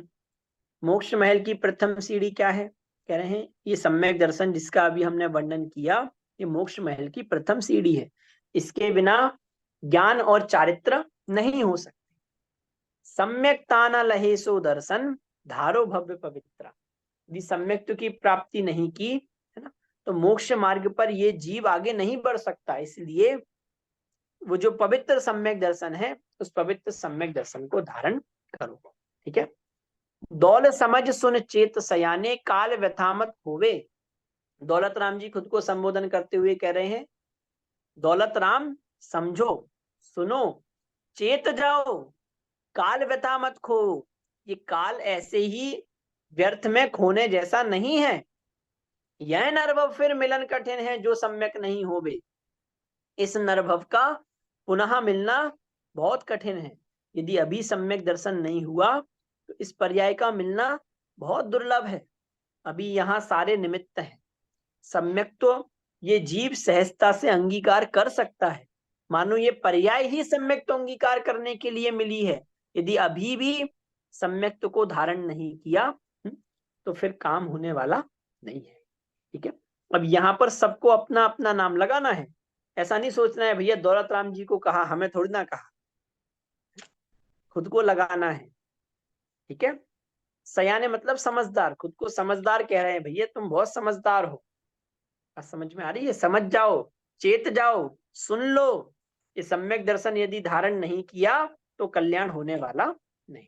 ठीक है। चलिए, इस प्रकार तीसरी ढाल में सम्यक दर्शन की चर्चा की है।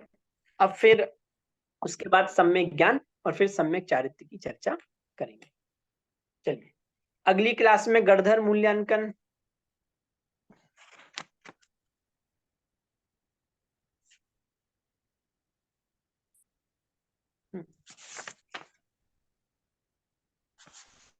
अगली कक्षा में गणधर मूल्यांकन के लिए कौन तैयार है भैया? किसका नंबर अभी नहीं आया? उर्मिला जी, आपका हो गया है गणधर मूल्यांकन? नहीं हुआ है? चलिए, आप करेंगे अगली कक्षा में।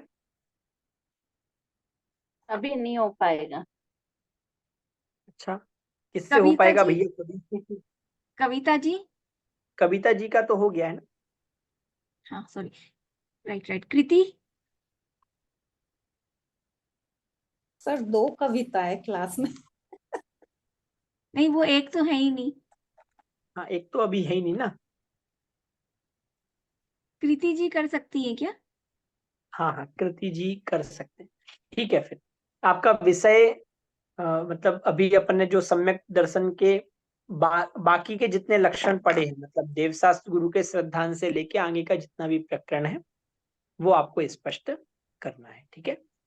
चलिए, अभी अपन यहीं विराम लेते हैं। सभी लोग सावधान हो जावे। जिनवाणी माता की विनय पूर्वक विराम लीजिए।